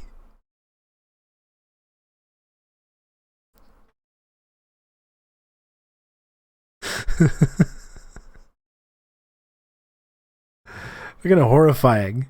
It is some Cronenberg shit. It is. Terrible.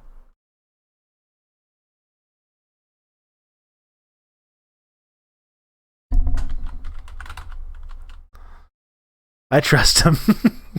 I'll touch immediately. I don't know what it is. Looks like a fair judge. You show up in for court and you see that guy. You go, I'm going to get a fair judgment here. I may not like it, but I can't deny that it's going to be based in logic and reason and respect for the rule of law.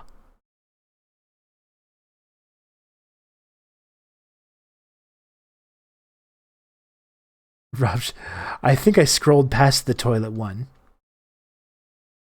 The toilet one is just horrific.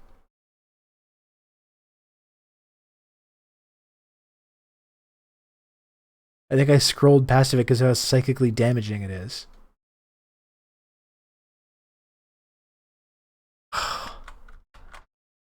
Hey Sam, just because you've been so generous today. This is, like...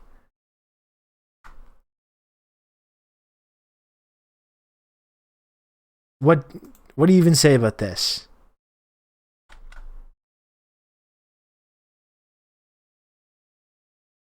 It's not okay. Like, I do appreciate the gifted subs, Sam, I do. What is this, though? This is messed up. This is really messed up.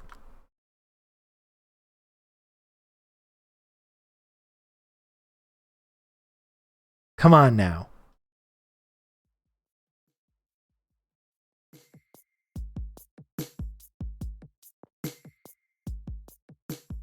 It belongs in a museum.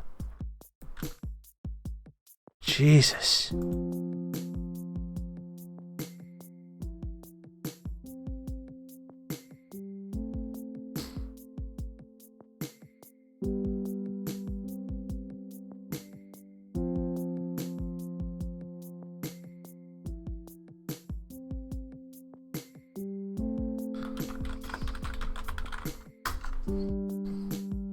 If that image was around 150 years ago, the British would have stolen it. They're like, we don't like this, but we believe it must be stolen. It's very upsetting to look upon. Yet still somewhat beautiful.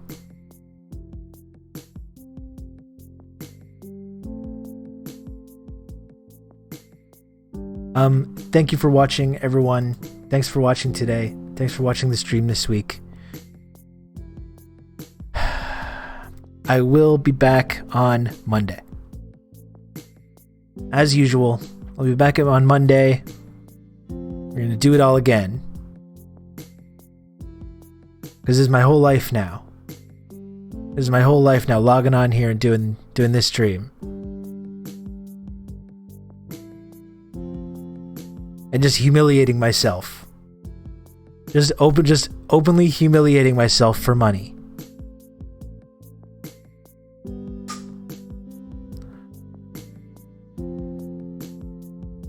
Dancer for money. Do what you want me to do. That's me.